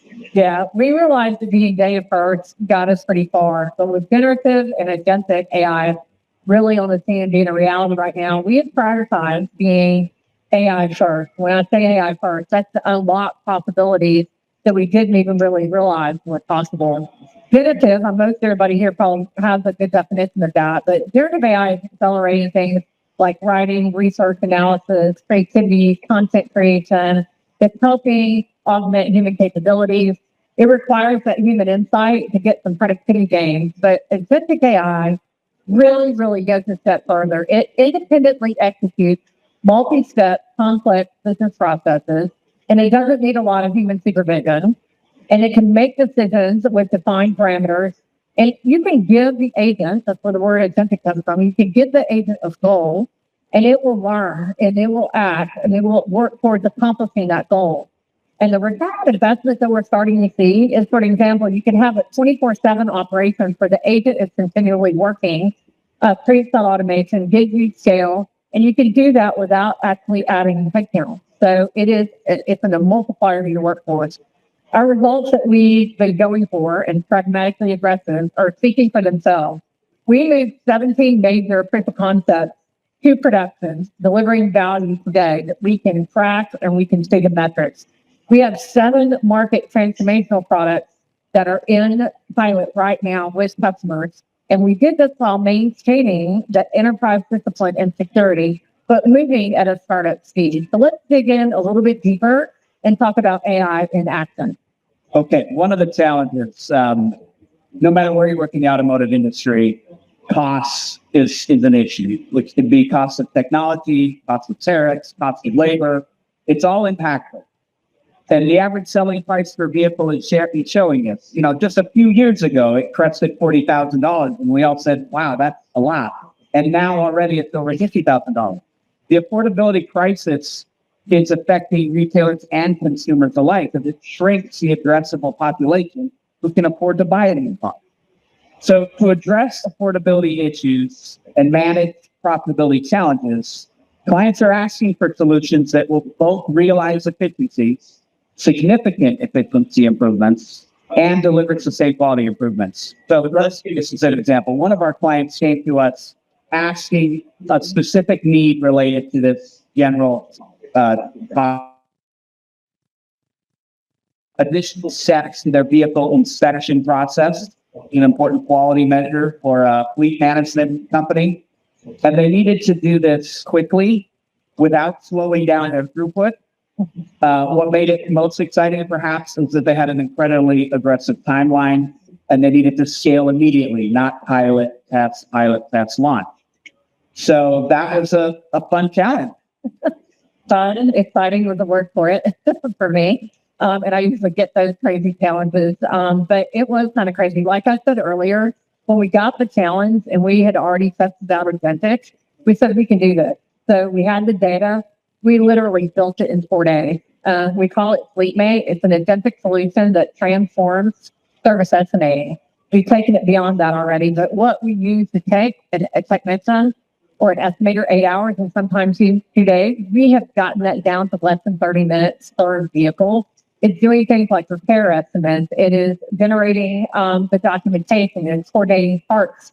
And it's actually doing that in a consistent way. The 8 hours that it took away, and actually many times more than that, it now is allowing that team to do more customer-facing activity. It's allowing them to work on things that are revenue generating. It's actually allowing them to have vehicles move through that pipeline faster. But I would say it's not just about time. This was also about quality, consistency. When you have a human doing that manually every time, you have inconsistency and variations in quality, you get missed items, and you get documentation gaps. But our AI agent is orchestrating the entire process with the human working with it side by side. It will also give basic prompts of need new brakes to complete a customer-ready estimate. But here's where it's really interesting from a revolutionary perspective. These agents, there's multiple agents doing this work simultaneously, and they're connected and orchestrated together. They do not work in isolation. And so in that coordination, they're coordinating data, they're coordinating business logic, and the system is intelligently collecting clarification when it needs it. It's generated billing code. It's actually creating this comprehensive estimate that goes directly to our customer to approve. The speed of this innovation in this example of FleetMate has been amazing, and the solution school. But what I love most is the business results. The client was able to scale without hiring additional team members, and it's impossible to find technicians to hire today anyway. The technicians using the tool are happier, and their customers are happier. This is what beyond initial vision looks like for AI. The value from interacting with agentic AI solutions compounds in unexpected ways. And applying what we've learned here to service departments is going to unlock some very exciting capabilities for dealerships. Putting the same approach to the dealership service drives and transformation, that's some of what we actually have at pilot live right now. So imagine a service advisor that's supported by an agent. Everybody needs an agent assistant, so we'll have one that handles work orders, parts ordering, customer communication, really transforming that whole service experience while freeing up the advisor to do relationship building and personalization. Here's another challenge I hear from leaders across the industry. How do I deliver significant improvement to my customer experience or servicing a car? Now, that's been a desire for decades. But in the last year, we know that it's become even more difficult as consumer search has fundamentally changed. How do I effectively connect my marketing messages with my prospective clients if they're all being filtered through an AI filter? I don't know how many of you are using ChatGPT or other search engines right now, but I want to underscore this for a minute, David, because you just said it. Search is being disrupted. Consumers are moving from that search and click SEO world, and they're moving to an ask and receive. I've been calling that, GEO or AEO. So it's answer and receive kind of environment. But when employees and customers interact with AI agents instead of a browser, those agents need to find the right information. They need to understand it. The agent needs to recommend the information accurately so that AEO is how we're actually ensuring that all of our content is agent ready and that all of our customers' content is agent ready. In a related issue, dealers are struggling to create meaningful connections with consumers. Everyone's getting the same generic email blasts, the same sequences of follow-up, and customers can tell when messages are not personalized. On the other hand, we know vehicle owners and shoppers react very positively to tailored, personalized experiences that anticipate their needs. So the question becomes, how do we move from AI that simply helps me find information more effectively to AI that actually performs tasks and makes it easier for a consumer to do business with us? Clients show me that many companies claim to have this capability to anticipate and provide personalized recommendations and experiences, but for the most part, they struggle to deliver. And the leaders in our industry are saying that they're past being interested in hypothetical scenarios of personalized communication. They really need solutions that fit their use cases, that match their organizations, that ensure security, and can be delivered at scale. Do we have that? Yeah, let me give you an example of that. It's the same. We have a product called Ben Solutions Predictive Insights. When generative AI came on, we built that product pretty quickly, but because the amount of data that we talked about that we have and the unique first-party data that we have, that data really becomes an advantage, and it really helps that particular product shine. We're not just looking at what happened.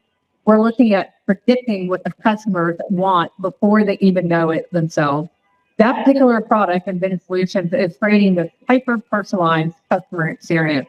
It knows what that customer's browsing behavior is. It also knows their service history. It knows what they're interested in as well. And it'll even take on seasonal patterns of what's happening in the particular area they are in and things that we see from our overall network perspective.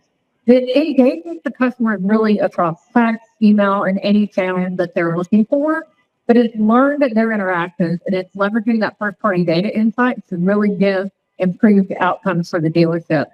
You're not getting a generic email. I know we all get generic emails, and sometimes if you sign up for text, you're getting those generic ones. But these are hyper-personalized to fit Marianne and what she's looking for and what she needs and what I can afford. It knows my shopping behavior. And that is done automatically for the dealer. And it's also done in a way that keeps the dealer voice authentic. So how they want to communicate and how they want to see her. The results, just to share a little bit about the results on that, customers that are using that they're seeing a greater than 26% lift across appointment conversion. And this is making the dealership more effective, and it's letting them figure out how to focus on meeting that consumer exactly where that consumer is showing up. Both of these are great examples, I think, of how impactful AI solutions can be to help clients achieve better results. And whether you're a lender or an OEM or a dealership, if you can see how improving frontline interactions translates to brand relationships and lifetime customer value. But these examples are just scratching the surface of what's coming. At Cox Automotive, we've been innovating around the omni-channel buying capabilities for many years. It's a complex task. It's not just about searching and finding the right vehicle and the best deal for that car or truck, but also as a consumer, of course, I have to sell the vehicle I'm replacing, and I have to find the right loan. And Cox Automotive has already launched complete end-to-end self-service capabilities online for all of these consumer tasks. But what's about to be unlocked with agentic AI capabilities is really a step change.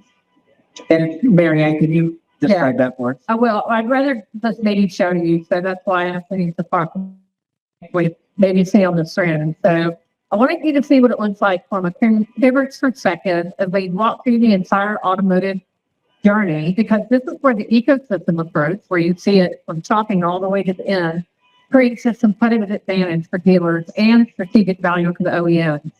When Sarah is shopping on KDB and our AI learns her preferences of what she's interested in, her budget, her lifestyle needs, when she moves into Auto Trader, that intelligence is following her.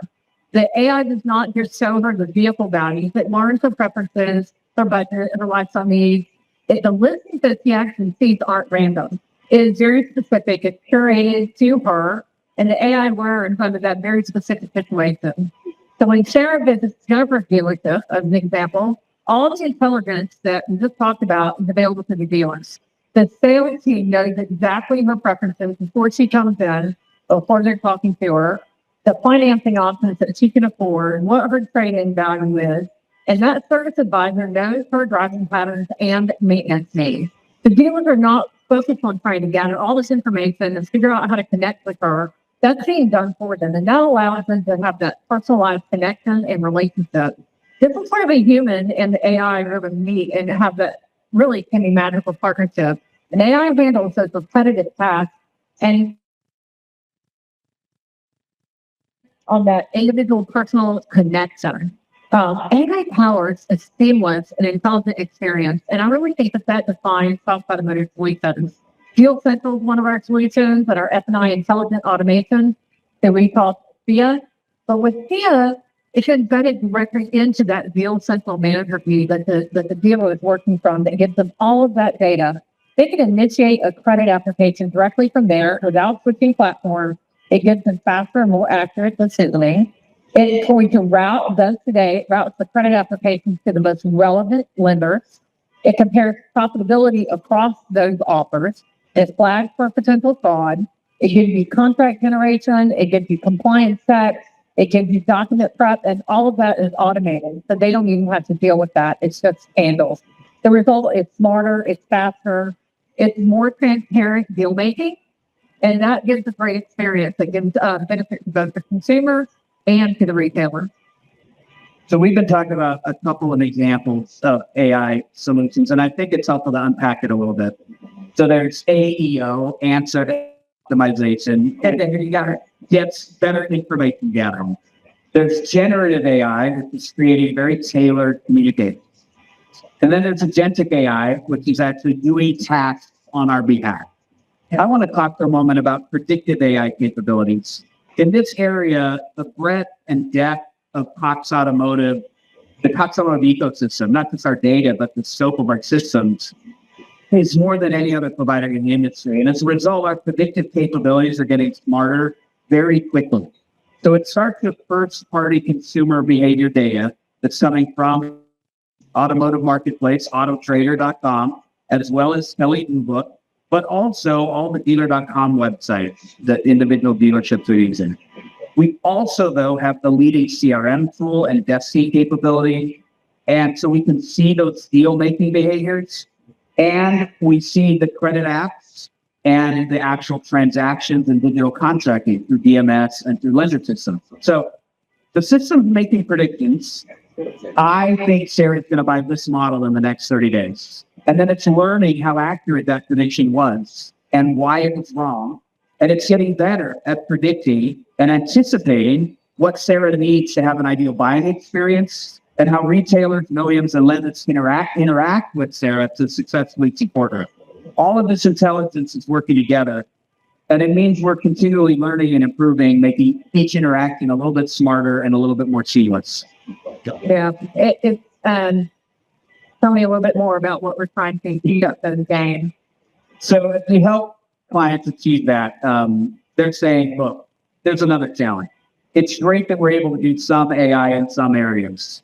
But if I have a really great sales experience with AI, but then when it's time to get financing, the consumer's experiencing the same old thing in the F&I dealer office, they're disappointed. Same thing in service. You know, if I'm not giving them better interactions throughout the whole business, I'm not necessarily creating a happier customer.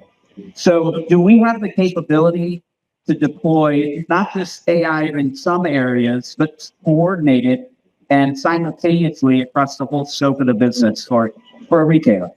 Yeah, it's interesting. And you start to think about connecting that data, connecting the agents, and putting them together in a way that allows that connected ecosystem to start to happen. It's interesting to get service reminders, to get the different types of information that you need.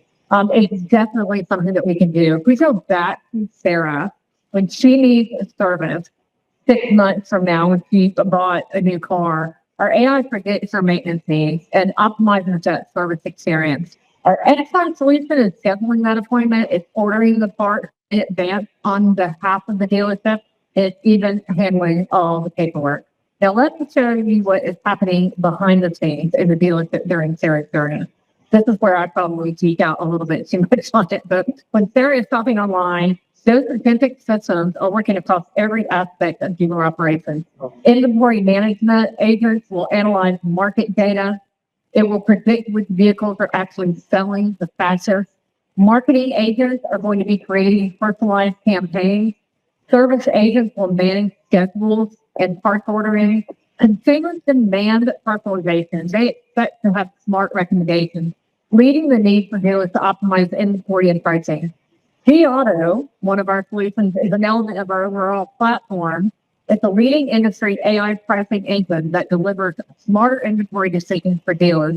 We're in pilot right now with customers bringing an agentic assistant, an agent, so every single person using G-Auto has a brain sitting behind them with an agent that's helping them make those acquisition and inventory decisions.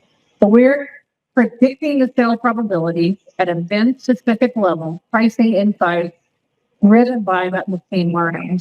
And we're automating and creating interactive vehicle detail pages that are showcasing vehicle value, saving time, and getting to that ROI.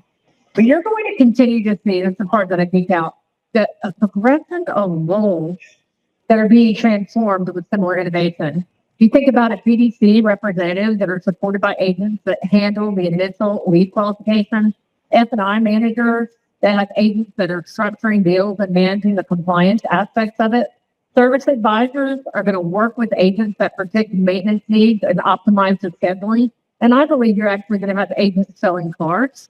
And I don't think they're going to have to actually pay agents to sell the car commission. But that reality is here. It really is here now. The future of work is changing and it is coming. It's not in the future. It is here now. The transformation will make people, in my opinion, in our Foutz Automotive more valuable, not less. When AI handles the data processing, it allows the team to focus on strategic thinking, creative problem solving, and building customer relationships. When I talk about building that solution in 4A, we gave it a goal and we gave it the data and it built. So what's amazing. So the near-term horizon, I expect portions of the whole automotive operations to be agent-driven, agent-assisted. But human creativity, in my opinion, will continue to be amplified. At Foutz Automotive, we're remaining focused on those outcomes, our responsibility to our customers, and our commitment to the AI transformation is focused on making people more valuable. The automotive world is really changing, and it's changing quickly. And to really rest on traditional ways of doing things, that is not going to give us the kind of outcomes that we're looking for. And the question is not whether AI will transform automotive, it's whether all of us in this room and all the people that we represent will participate in that transformation. The capabilities are very encouraging. I think it's valid. Some clients are so enthusiastic about AI. Some are still worried about the security concerns. The reality is we're all learning rapidly together. And so I think what I'd like everyone to take away from our conversation today is a couple of things. One, Foutz Automotive is moving, and we're moving very fast with AI capabilities. And second, we invite all of you, all of our clients, to join us with this journey and help us learn together. we're absolutely positive that we can affect long-standing critical problems in this industry in a very positive way. Yeah, and that would be my challenge for all of us too. If you're not personally in this room, I don't care what you do, I don't care what your job is. If you're not leaning into AI and realizing the potential of it, I would encourage you to do so. It is something that is probably at my age, I've been working long hours, long days. I'm working long hours to the point right now that my husband sound asleep and I'm still talking to Claude or I'm talking to Brock. You'd be shocked at what you can do with it. I would encourage you to do that. I would say that the revolution is here. And I would encourage you, because we're in automotive, we have to use automotive analogies, so I would say buckle up. I'm not kidding. And lean into what is possible around us. We will do this responsibly. There is no reason that automotive should lead what's happening in any vertical, because every vertical globally is being transformed. There's no reason automotive should lead the way. And I would encourage all of us to be part of that and lead the experience. So come join us and do that. So thank you.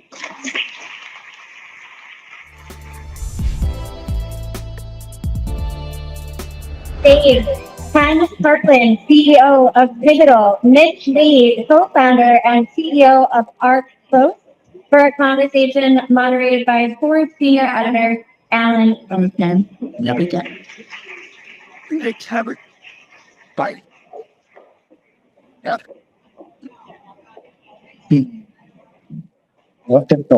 The lights on. Welcome to sunny Los Angeles.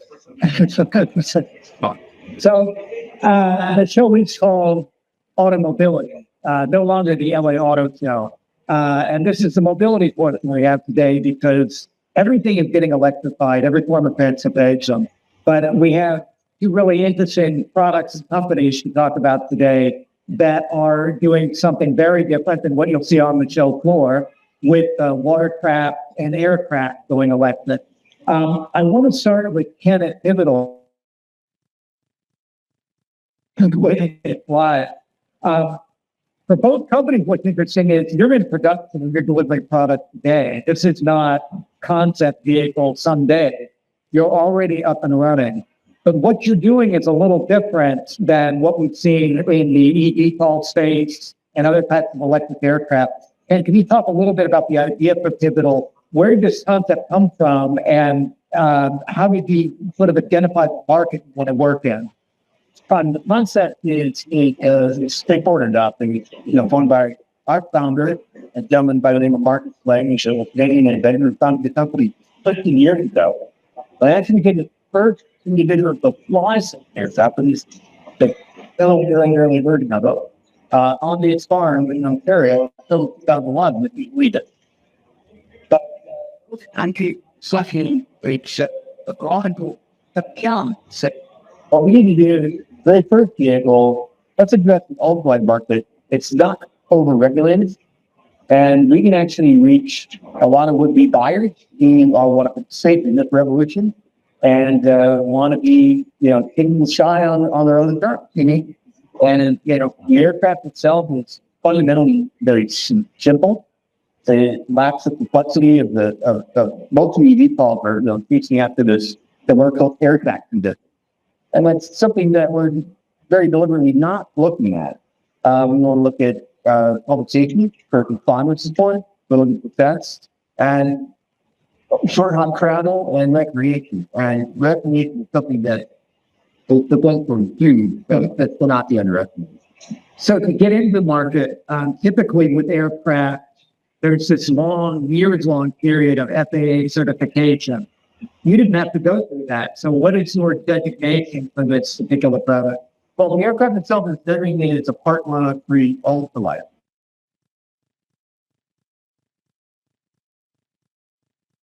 Our structure meets Part 23 requirement. It's been through not two, but three, airworthiness evaluations by non-advocates. One we hired and one partner in defense. And all of that is to inform the design and focus on what we can make to even a more safe and enjoyable experience. The reliance you get from something with this level of fault tolerance it's hard to compare to anything. It's got 8 and go point to point. You lose one, you're going to keep going. That's going to turn each one of them all to do the ideally balance. And it's going to remind you to keep all the lines going too, but you're going to keep going. And that level of fault tolerance and reliability is built in everywhere you look at the aircraft, from the triple redundant flight computer. When you use that joystick, you just tell the aircraft where you want to go. The flight computer is going to figure out how fast the V8 motor can descend, what are the conditions of the flight control so it consists. You're just a pilot having a great time. But there's a huge level of reliability built into that, where it's two joysticks. You only need one to fly. If something were to happen to one, you grab the other one and start flying with it. And if all right engineering would somehow not work out, they're going to get full aircraft cargo. One system is not controlled by a computer, and pull that handle, and you'll be bought for it's too big. Mitch, we are seeing a lot of activity in electric watercraft. I think ARC was one of the early movers in that space. And we've been in commercial production now for a couple of years. And you started out with a fairly high-end model, because people who want this would have a lot of money to spend. But you want sort of expanding the range of applications. So we talk a little bit about how your lineup is evolving with electric. Yeah, so we make electric hoods. Typically, we make electric powertrains for boats. You started on the consumer side. You started with kind of a pedal racer S vehicle called the ARC-1. Then let's develop a lot of more technology. We got that to market within 2 years. And then we took that same technology and repackaged it, iterated on it, improved it, and packaged it into a wakeboard boat, which we're now selling production of. That's what most of our company attention is focused on. But that same technology can also be repackaged for other parts of the consumer segment. And the sale of the commercial segment. Okay. And I think you've got some tubs or in the Port of Los Angeles. Yeah. So I'm not going to say that we're at what used to be called the LA Auto Show. I'm not going to say that electric boats make even more sense than electric cars.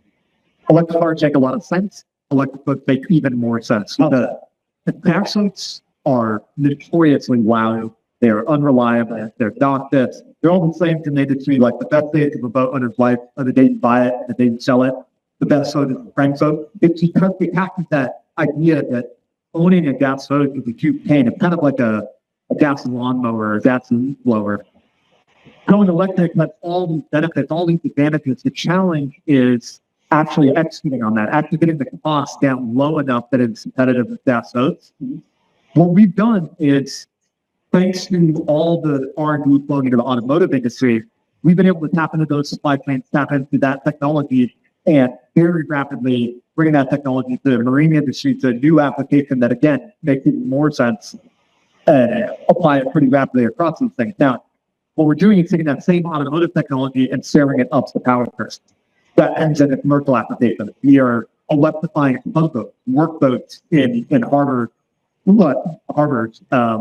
that 1,000 of horsepower that operate at a much higher scale than things in automotive, but are again made possible thanks to that automotive technologies. I wonder which indicates the boat. You would think, well, churning in water there, you're getting more resistance. So, talk about that, like how efficient is it to operate an electric boat versus using that same path for an EV on road. Right. So take the ARC Sport, it's an electric wakeboard boat, design it for lakes and rivers all across the U.S. and Canada. That has a 230 kilowatt-hour battery pack in it. That's about 3 times the size of an electric sedan. So you are storing a lot more energy on the boat than you would in a car. Then one of the challenges we installed in order to adapt this technology to the marine environment is boats consume a lot of power or consume a lot of energy. They draw a lot of power. So you need bigger battery pack, bigger sources of energy on board. But in the sector, a lot of EV companies will talk about your gas and your fuel savings. If you compare your cost of electricity for using an ARC boat versus diesel, if you think about it from a complete perspective, what you care about is how much money am I spending to acquire the boat and then run it over time. Acquiring boat, we are directly competitive with other premium rig club boats. So you pay the same sort of price for one of our boats as you would for a combustion boat. Then at the time, you're paying less for electricity compared to marina gas prices. It's not just gas prices that, your local Shell station or something. It's a premium because of the captured market. So you're paying $89 a gallon for massive tanks, 60 to 80 gallon gas tanks. The maintenance is a huge headache. You're having to put a lot of dollars every year to kind of keep it online. So it did it cancel out that the ARC boat can save you money? Yeah, compared to another premium gas boat, yeah. Ken, with Pivotal right now, you are selling the aircraft and they're just under $200,000. So the low end, there's the basic aircraft and the basic charter, and that's at $190,000 US for that's pre-production pricing. At the high end, it's the same aircraft with custom livery, charging options, trailer, radios, comms, a lot of extra, and that's at $260. And that's still a very competitive lease cost for any commercial aircraft. But and the listening to Mitch, I was just shaking. When it comes to operational cost, that's not even that. I mean, the cost of operating any bird with $8 aircraft, you're talking about aircraft, you're talking a helicopter. It's $1,000 per hour. Huge. 3 weeks ago, I took a nice little flight in the Hamptons. It was an 18 miles round trip. I looked at the amount of energy that I consumed. And I spent a fucking $7 electricity to go fly out 18 miles and back. It's something like that in aircraft. Maintenance cost, and that was 2.5 years, like the LAAS program. We've had some owners out there for a while. One of them has flown the aircraft 1,000 times. Just getting a realistic picture of what the total cost of ownership is. And we're not seeing things get wear out, except for battery packs at about maybe 800, 900 points. And so your seats are generating the motors just over 1,000, 1,200 points. So other than mixed in props and guns and carbon fiber and kind of run-of-the-mill type of maintenance, which is hard to predict, hard to model, it's real. But we're seeing the unbelievable low-cost work that comes down to the seat. And going forward, right now, we're selling it to individual owners for the most part, who are probably high net worth individuals who want to have some fun with this. But, the video presentation, for example, showed different types of applications. And you can imagine that hard to reach places in the wilderness, for example, if you need to send in emergency medical or things like that supplies. But a vehicle like this, you can get in and out of spots that are tighter even than a helicopter will get in. Oh, in fact, much tighter than a helicopter. So helicopters are audacious. They have tons of rotor walk. They generate foreign debris like you wouldn't believe. This is a very, very light aircraft. It's 348 pounds empty. So we're seeing some demand for early adoption on the emergency medical response side in particular. And that will likely be operational pilot programs early next year. And that's super exciting because here in the U.S., there are literally thousands of ambulance centers. There are places where someone can have a cardiac event or stroke or gunshot or trauma or minutes an hour. And it's an ambulance 25, 35 minutes to get there. Or an emergency room doctor or a paramedic or EMT who have to be trained as piloting an additional skill, not for full-time stuff, but simplified flight skills and speed we learn. They can hop in that aircraft ready to fly in a minute. It's so and then be downrange and treating at features in 10 minutes or less because they flew point to point. They didn't have to go through that traffic. They didn't have to go around and take the bridge or go around the mountain ridge. They went point to point. And we're going to be saving lives too. And that's exciting. So are you looking at right now, your payload is 200 pounds? Right? So the black fly developmental vehicle has 200 pounds. The production vehicle is 240 or 230. And, it doesn't include the weight of the passenger. Oh, that's the weight of the back. But everything, yeah, that's it. It's a weight aircraft, yeah. And, they're lifting up the weights, that's how it's thinking. And, you got to manage everything. There's one core competency you can be. You don't get it below mass design, but, match that or you're in the area. But are you looking at variants that would be able to do, 500 or 600 pounds, something like that, where you could this architecture, yeah, all the way up to an aircraft 6,000 pounds of takeoff weight, and you can carry of that 6,000 pounds over 2,000 pounds of cargo. Yeah, would be default would be pure cargo, optionally and technology, and that's what but for me the minimal cost. Mitch, I want to go back to something you mentioned earlier that ARC has really been able to benefit from all of the activity the EV space because, motors, batteries, all these components that are now widely available in ways they just weren't a few years ago. In each case of both companies, you need battery cells in the case. There's a lot more domestic supply of battery cells than was the case some years ago. You find it in terms of what's available, pricing, are things going in a right direction where there's more steep some and the prices are better when it comes to batteries? I wouldn't say necessarily specifically for batteries. I think the supply chains that have been sitting up there are largely consumed by the companies spinning those manufacturing lines up. However, across high voltage power electronics, absolutely. When we first started ARC, we were right on the cutting edge. We were running an 800 volt system. We had what's known as a DC-DC converter set step from 800 volts down to a low voltage system. We had one option on the market. Today, there are 30 plus options that you could choose from. You get way better pricing on it. And that drives our costs down. So across a lot of the components that need to making an electric boat possible, the price is dropping across all of them. So they need their batteries. It's just not necessarily switching over to some of the domestic supply options yet. And in the case of Pivotal, your supply base, do you also have overlap with the EV and yourself? Oh, and it's a huge overlap now. During the development years, it wasn't so much. I think it started 13 years ago. There weren't that many options available back then. But today we're actually running the post of one of the two large EV manufacturing in terms of what itself will be in our production vehicles.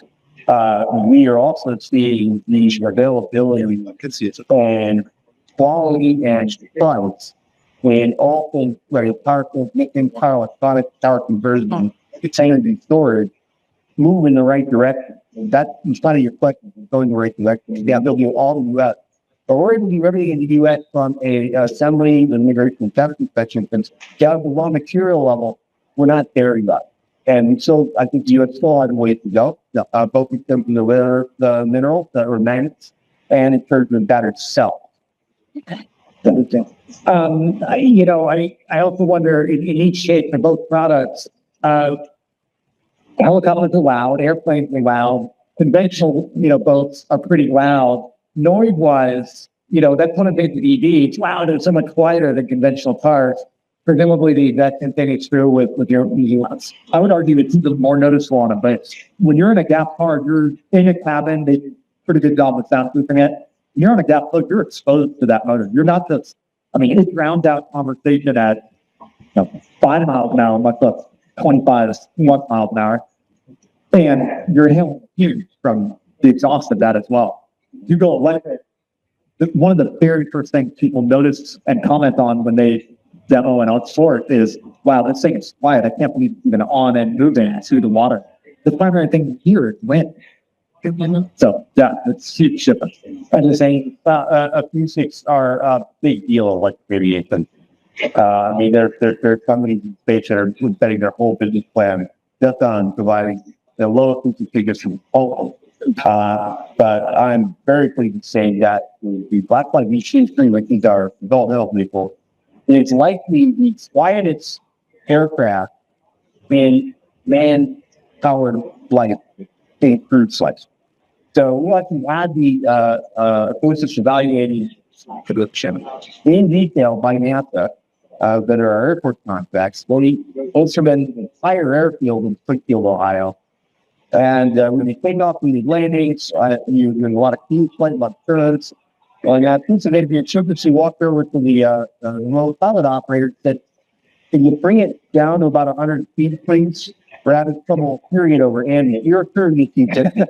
The chiefly crickets are louder than the aircraft. Now, it's a lot louder to take off and land, for sure, but you're not even having a conversation 100 feet away from it. Raise our voice a little bit, but we wouldn't be drowned out.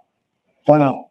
Interesting. Well, what you're doing is really fascinating. I think we got the high sign here to wrap it up. But thank you very much for your attention and interest in the audience. And can next as well. Thank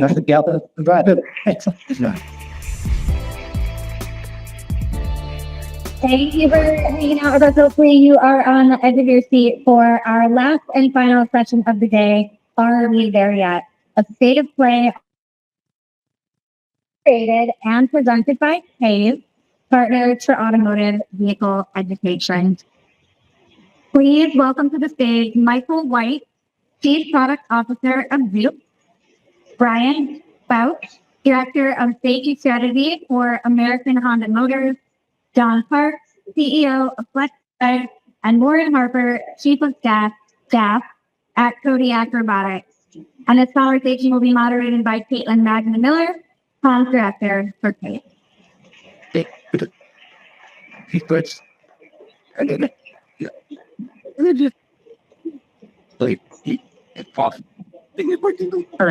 All right. Hi, everybody. Thank you for being here with us and sticking with us through the rain and everything that's happened today. I will say my hair usually looks better, but this weather does not bode very well for it. My name is Caitlin Magna Miller. I am the Communications Director at Partners for Automated Vehicle Education. We are a nonprofit that works to educate the public and policymakers on autonomous vehicles and their potential. I am joined today by 4 of our wonderful member organizations, and today we're going to be talking about autonomous vehicles. Are we there yet? I'll bring you all back to CES of 2025 in January. There was so much excitement around AVs, and I have thought since then we have got to reflect on this when we come to year's end. So that's what we're doing here today. I want to start by letting our guests introduce themselves. So we'll start with you, Mike. If you could just tell us a bit about yourself and what you do, and we'll go down the line. Yeah, great. Thanks for having me. And thank you guys for bringing the weather. I'm Michael White. I head up product for the smart autonomous ride-hailing service. We're started in the Bay Area about 11 years ago. And we're building our own purpose-built robotaxi from the ground up. But I'm Lauren Harper. I'm the Chief of Staff at Cody. We're an autonomous driving company really focused on semi-trucks. So we design and develop the software and utilize artificial intelligence for a semi-truck to drive on its own without anybody inside the truck. Good afternoon. I'm Don Funk, CEO of FlexDrive. FlexDrive is a wholly owned subsidiary of Look. We're a food management company. Today, we focus on putting vehicles on the road with human drivers in them to drive on lift off on. And as autonomy becomes more real every day, we are slowly adding those autonomous vehicles to our team. And hi, everyone. I'm Brian Foutz, Director of Safety Strategy for Honda, helping set initiatives and activities with our collision-free society and our goal of achieving zero traffic collision fatalities by 2050. Thank you for joining us. Amazing. So as you can see, we have a really diverse set of perspectives here. And I want to get started with a question for you, Michael. 2025 was still as a real turning point for self-driving technology. In such a competitive landscape, what differentiates Zoop's approach and what milestones this year really illustrate that progress? Yeah. The approach we took is to build the vehicle from the ground up. So what we did was by designing it, we designed it with the rider really at the center. So the Zoop is very unique, not like anything else on the road. We have carriage seating in it. There are no steering wheel. There are no pedals on it. It really is about creating that space for the rider to have agency in the vehicle and really make it their floating lounge if they want it to be. And so workspace, if that's what they want to be, or just be some cool place to hang out with their friends. From milestone perspective, it's been a big year for us. In September, we started doing rides in Las Vegas and having customers ride in it. And that's really fantastic. We've done hundreds of thousands of rides now, and had tens of thousands of riders. And today is actually pretty monumental from a milestone perspective, because we just started letting folks off of our wait list. So first public riders in San Francisco. So a really big day, a really good milestone for JPM. Fantastic. Very exciting. Yeah, I had the opportunity to ride in a at CES earlier this year. It's really unlike anything else I've experienced, because you don't have that steering wheel or the pedals. You're really in something totally new. John, I'm going to turn to you. Lyft and FlexDrive have developed a number of strategic partnerships this year. How do you see the AV industry evolving as automation becomes more integrated in these partnerships? Yeah, when we think about automation and autonomy kind of together, it's really a turning point for us, an ability to scale and scale efficiently. Take rideshare, for example. When you have a vehicle like an AV, when we send a ride to Foutz today, we have to match the driver, and most time there's a back and forth it's gonna have to go. If you go through that, well, with an AV that doesn't happen, right? So we send a request of the AV to be booked back to you. Now it's going to be dispatched, we have a bit more control over creating supply where demand is. And so if you think about that kind of as an ecosystem, you start to see where you can start saving off minutes from the door-to-door time for a customer. Not only saving off minutes from the door-to-door time for a customer, we're improving the utilization of the fleet. Once you start doing that, and you start seeing the efficiencies allow us to scale much quicker. So faster riders and greater scale. When we look at it from a fleet management side, autonomy really allows us to do those repetitive tasks much more efficiently. And frankly, right? If you take just a simple product, taking a tire off and putting a new tire on, we can program in robotics, work the nut, the whatnot, for the same effect every time. And by doing that, to take any kind of human error out of it, so the risk of a recall loss that is still all about. So now we're making safer, more reliable rides for all of our customers. Very interesting. Lauren, I'm curious to get your perspective. You are here on behalf of the autonomous trucking industry, and I'm not talking about Ford F-150, you're talking about autonomous semis.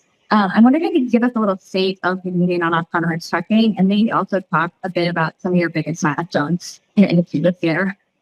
Yeah, so if anyone's wondering, autonomous trucks are here. They do exist. Now is the question of how they're going to scale. And so here in 2025, it was really the first year we saw multiple players reach a driverless milestone. Aurora Innovation launched their Dallas recently. Auto had a driverless zone. And at Kodiak, we now have a customer that owns and operates 10 autonomous trucks with our autonomous system in the Permian Basin in West Texas. I don't know if any of y'all is in the Permian or watch Brandon, but it's a sturdy place, it's a tough job, it's really great for autonomy. And so we're actually adding value to the customer today. These trucks were in a place where it's really difficult to hire and obtain drivers, and we're generating revenue from them today. And that's very new this year. I think there are two main things in 2025 that are really going to unlock the ability to scale. That's manufacturing collaboration and advancements in AI. On the manufacturing side, Kodiak announced a manufacturing partnership with Rouse Industries, and Rouse does all kinds of cool vehicles, from racing vehicles to souped up F-150 to Rouse Mustangs. And so we can leverage their manufacturing expertise to start deploying vehicles.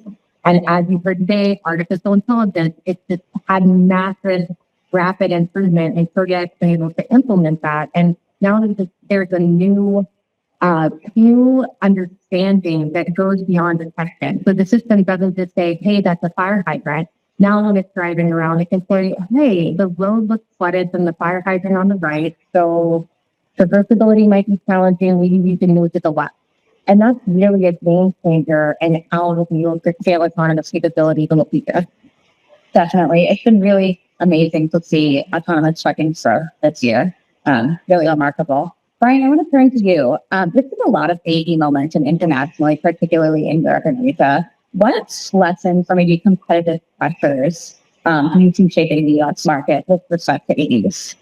Yeah, that's a great question. And the one thing that we've learned looking globally, it's the national system framework that those other nations or continents have really adopted. So how do we model that here in the US and make sure that we have one consistent framework across our industry so that we don't have to rely on the states or even municipalities or cities to really make those different policies. So having a consistent framework is critical for safe, consistent, and efficient deployment. Yeah, absolutely. Some great folks may be surprised to learn that there isn't a better framework for AD, but maybe that's something that we'll see in the near future. John, I want to talk to you about the topic that is near and dear to my heart, which is building public trust. We've talked a lot about that at Maine as a precursor to the widespread deployment. But some research suggests that people are still pretty skeptical of ADs. What do you think is the current state of public trust, and do you think we need to do anything where it can move the needle? Yeah, I'm proud of the public trust is important. That's how we're going to garner our customers. That's how we're going to grow the business and the industry as a whole. When we think about public trust at Lyft and Foutz Drive, we need to go back a decade or so and think about the idea of getting into a stranger's car to go from point A to point B. That was a very novel and kind of bizarre concept at the time. Well, fast forward a decade now, and Lyft has over 100 million active users every year doing nearly $1 billion in rides. And so we see kind of this transition from skepticism from the public trust to really this industry that exists globally now. And we think that ADs are going to transition somewhat similarly. I think what's important is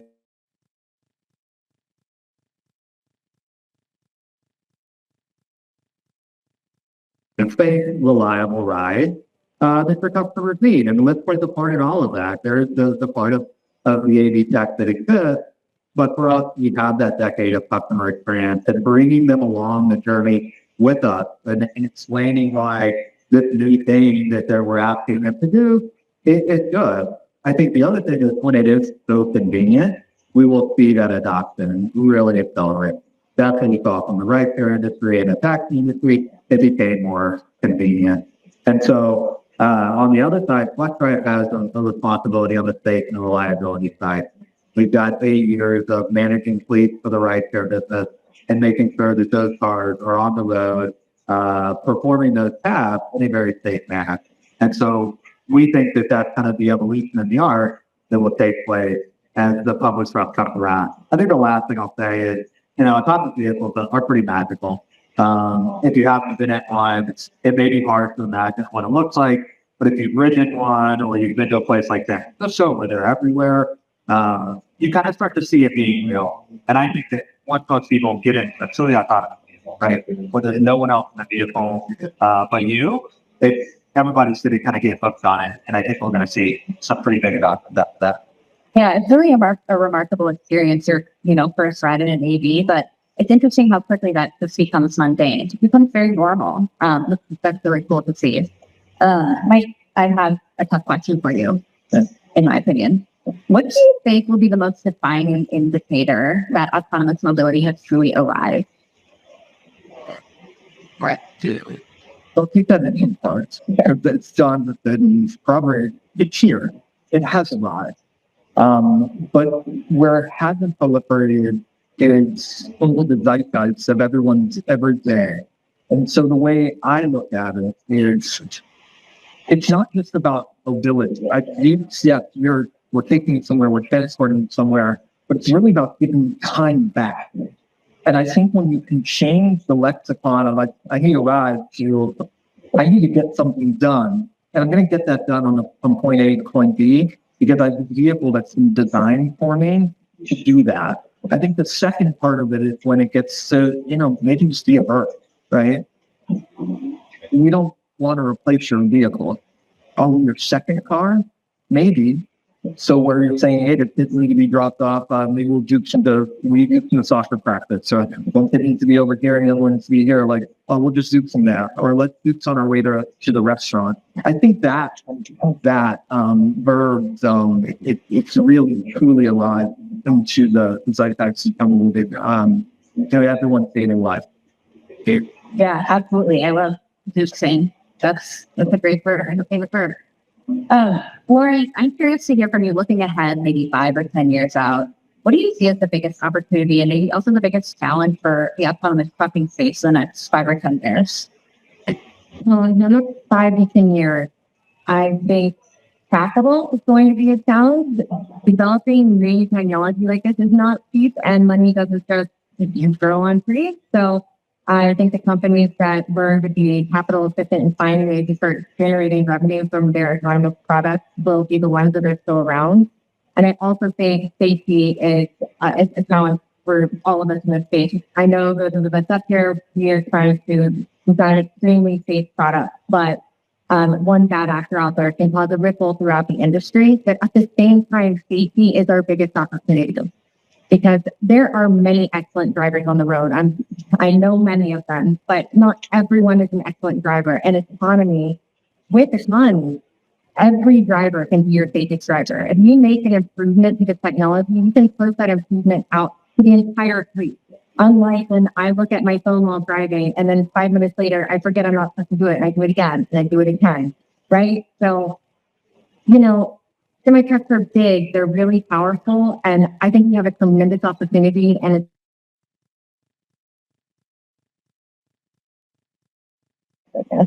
yeah, completely agree. In my work and conversations with the public, a lot of folks don't consider that what we have on our roads today can be considered a public safety crisis. I mean, 40,000 plus folks die every year on our roads in the U.S. alone, and that's something that we can fix. So I want to wrap things up with you, Brian, but this is kind of an open-ended question, so other folks feel free to weigh in. If we reconvene a year from now, hopefully under better weather, what headline would you like to see about the AE industry's progress in 2026? Maybe what's rain, I think, is number one. No, it's a great question. And what we wanted to the sentiment up here is just more people to use this life-changing technology. So at Honda, we were one of the first OEMs to get ADAS, regardless of trim and model, because we knew that was a safety benefit. And we continued to advance that and looked at our ADS systems. In March in 2021, the Honda Legend in Japan, and it was the first level 3 vehicle on the market. That was a consumer-based vehicle. And not only did the customers love it, but it also had 0 crashes when level 3 was activated. So it's super critical to continue to advance that. And we do have plans to continue to study that, make it better, open up the operational design domain of the vehicles so that they can be more use case for the customer. But really to get these life-changing technology in more people's hands is what we'd like to see next year or even the future of ABS. Absolutely. Anybody else want to weigh in before we close it out? Yeah, I think when mobility becomes more integrated with your life as opposed to and I think too, it becomes more integrated with your calendar, more integrated with your reservations, it becomes more integrated with your kid schedules and those type of things. That I think that you put out a year from now, I think, hopefully taking this next year and also taking autonomous vehicles to another level where it's part of the fabric of your day-to-day life. Absolutely. I think there's an opportunity to remove a lot of friction from our lives. So completely agree. All right. Well, we are out of time, folks. Thank you so much for your time and for sticking with us through the rain. Hope you've learned something.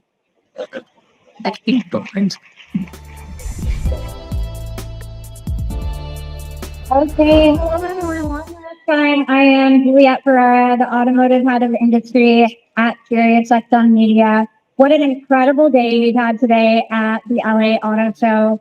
From first looks at the stunning conversations about the magic of AI and ADAS systems, it really has been a wonderful day here in Los Angeles, despite the rain. We have one last presentation for you today here on the stage, and then afterward, you're all invited to the Stark Hall for a happy hour. Stark Hall is located between the West and South Halls in the main convention center.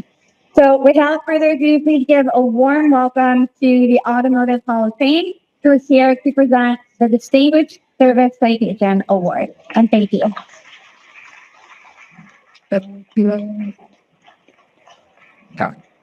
Hi, good afternoon. Sorry to yelling. I'm Sarah Cook. I am the president of the Automotive Hall of Fame. For those of you that don't know, the Automotive Hall of Fame, we are a global institution that honors people in the automotive industry, that shape the automotive industry. We were established 85 years ago. We've been awarded consistently. Now, in addition to induction, which is the industry's highest honor, we also bestow 4 other awards to Marc, amazing achievements that have moved the industry forward. Today, in partnership with Automobility LA and our presenting award partner, Display Group, we are proud to present our oldest and one of our most respected honors, the Distinguished Service Citation. Now, this award recognizes individuals whose dedication and influence have made a lasting difference in the automotive world. This year, we award 2 extraordinary figures. Impact reaches far beyond our vehicles. Oscar Willis and Eddie Soler are pioneers of the lowrider movement, a tradition rooted in craftsmanship, cultural pride, and community. As co-founders of the Jeep Car Club and later leaders in the broader lowrider world, they helped turn a local style of building into an international form of expression.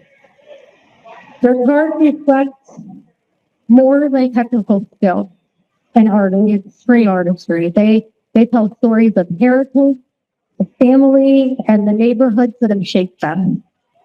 Today, you can see the story come to life here at Automobility, LA Auto Show, with Oscar's 48 and Eddie's Touch of Class on display for everyone to experience up close and personal.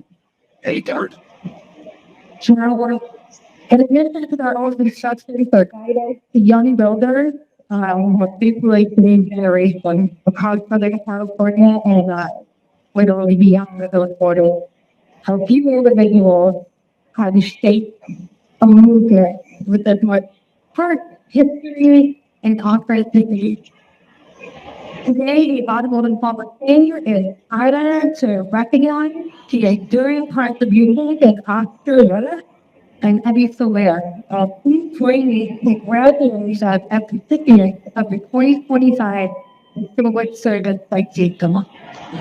Cody Thacker is the music kids.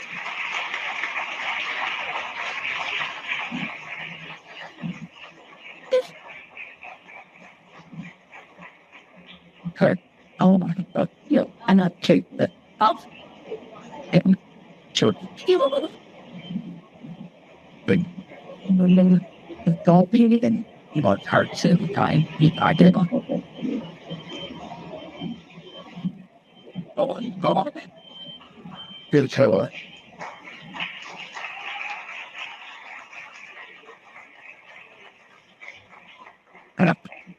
Okay, now Oscar and Eddie would also agree to join me for a brief fireside chat meeting.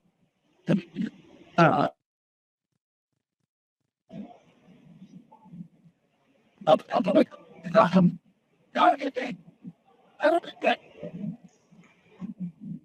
this is a weird piece. Thank you both so much for being here and taking the time to sit and share your story as well as bringing your beautiful cars. Now, I want to start with the hardest question.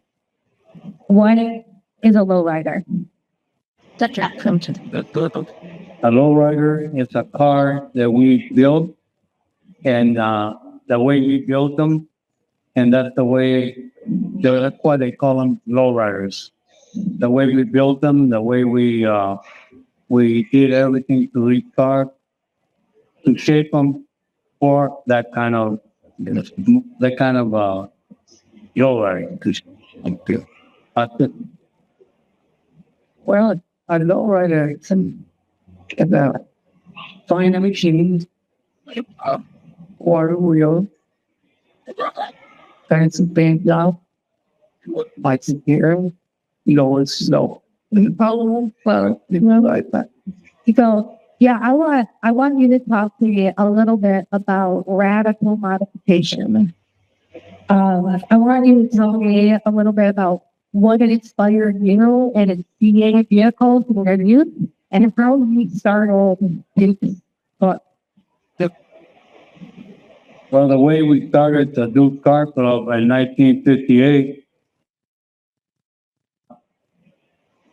in the neighborhood, it's called 38th Street, and a very violent neighborhood. And when we first were part of the neighborhood, and we were only about 12, 13 years old. And then a friend of ours took us to William Boulevard. His name was Alfonso Cuellar and Freddie Cuellar. And then we saw a couple of car clubs there, and me and Austin said, why don't we do this? So we came back, and at that time, the drugs that came into the neighborhood, and we didn't want any part of that. So I figured the way out, I trust and gang was starting a car club. So that's what we did. We started a car club called Duke. And from there on, we started doing fundraisers and all kind of different things, girlfriend, and all kind of different things. Not back in the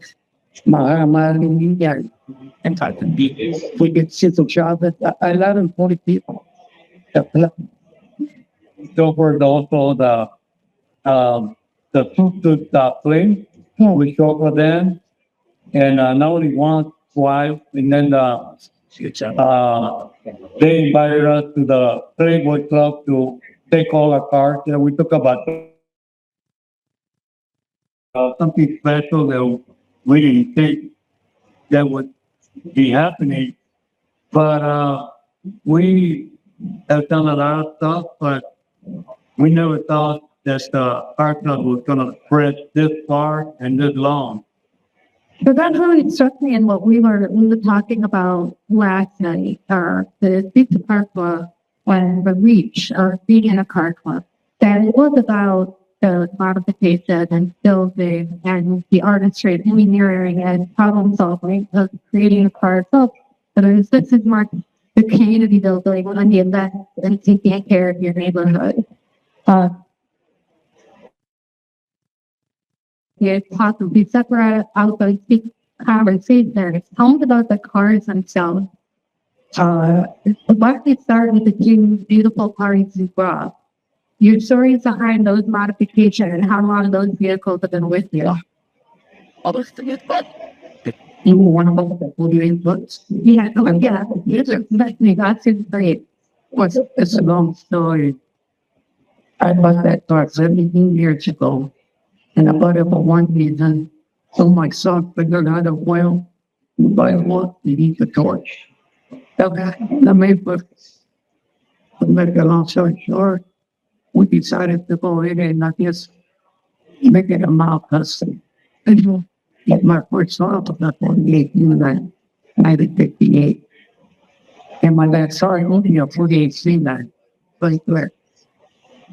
So, simply, myself, very much, yes. Yes, I like that. Any, it's whatever it is. Yes. To continue that. What we're gone. But that I look at the occasion. That is it.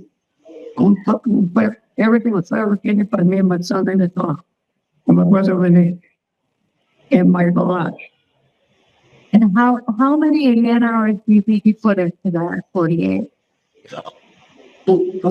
And that hours. I've been 17 years. Every day working on it. That hours. And another time. And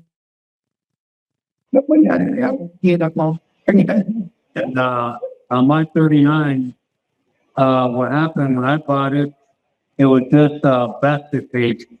And I brought it home, and then it took me 5 years to find the parts for that car, little by little.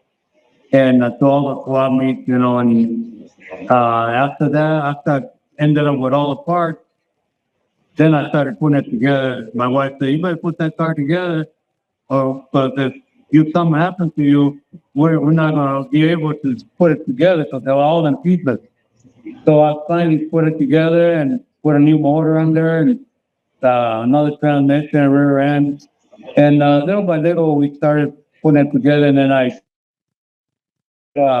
black first get to find first the body work. That's Oscar's brother Fernando did lead work on the car, and the car doesn't have no bond on that car, all lead. And then I finished blocking the whole car out, doing stripping it down to the metal and doing all the work, and then little by little, and then we painted it black. Then after black, I blocked it off, get all the dents and dings out, and then painted it candy. Then we took it to a friend of ours named Mike Lopez, and he did the postage. And then Tony Lopez, a friend of ours, did the airbag on the car. Tell me about the airbag on the car. Well, the airbag on the car, a friend of my friend Tony Lopez, he's a professional. He got everything brand new, and we put it on that car. At the same time, when we put it on that car, we made sure that the car laid down on the ground, because that's what I wanted. And that's the car right there, the 39. And but it took a long time to have it all done. It took me that car's been done already 26 years, so it took me about 7 years to put that car together. And so I'll claim extreme ignorance and a car modification. But when we were talking about the airbag in your car, I don't know if I should admit this, but I was like, oh, you gotta be safe, I guess, the airbags for safety. And this is a novel use of equipment to solve an issue of being able to adjust the car. And I'm wondering, this was a new technology used over the hydraulics we put into the car. So that was a new novel use for me to hear the use of airbags for a vehicle. And I'm wondering, as as you guide young builders, what the other interesting things you see come into the vehicles in modification? Yeah, well, Oscar, he loved hydraulics. Most of the cars, and me, I did hydraulics on my 47 Chevy, but I got tired of buying batteries because after a while the battery wore down and you got to buy another battery. So I went with the airbag. Both of my cars, my 47 and my 39, have airbags. It makes it easier, and you don't have to buy no more batteries. Same battery that runs the car runs the airbag. Okay, that's true. Like you said, I'm a Johnny guy. And the year, I was brought up in the 48 with my son. So, he's worried about the battery. And matter of fact, for Christmas, I want to get him my chocolate. So it'll judge the battery by itself. I don't have to worry about that anymore.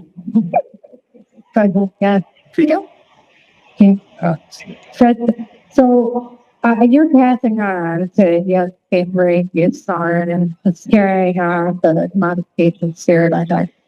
You keep that working on a car as well. How important do you think it is to pass this on to the next generation of the version? What the way is very important, because if somebody doesn't do it, they carry legacy. And I think most of my cars away to myself and that.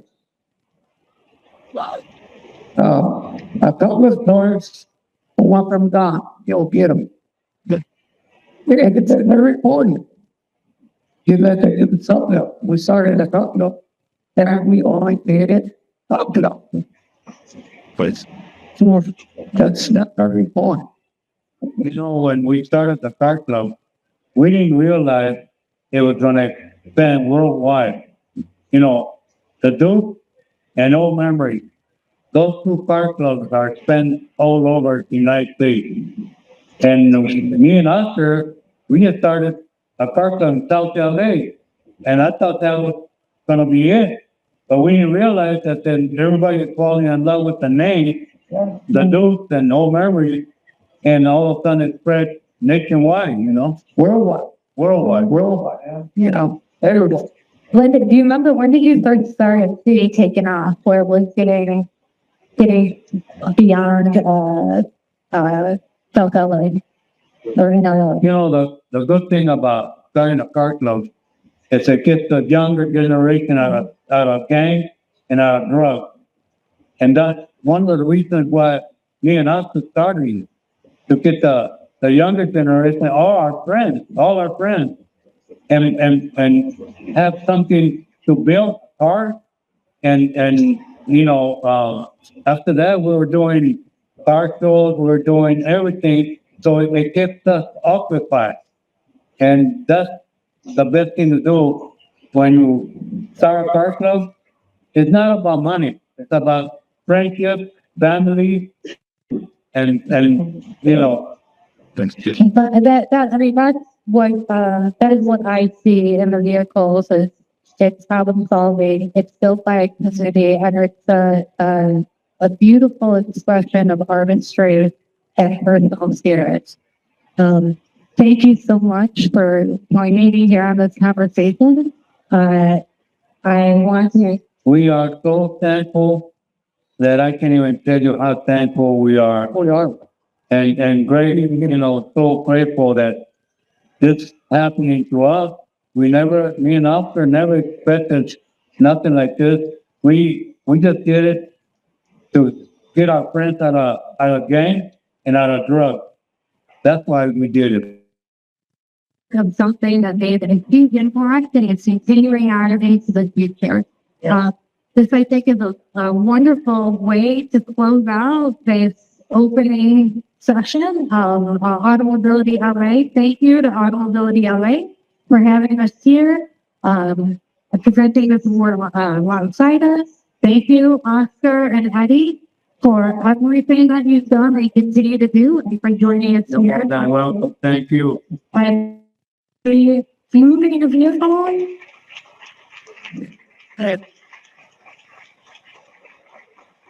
We'll be moving the vehicle down into the display center. They're going to be on display all week.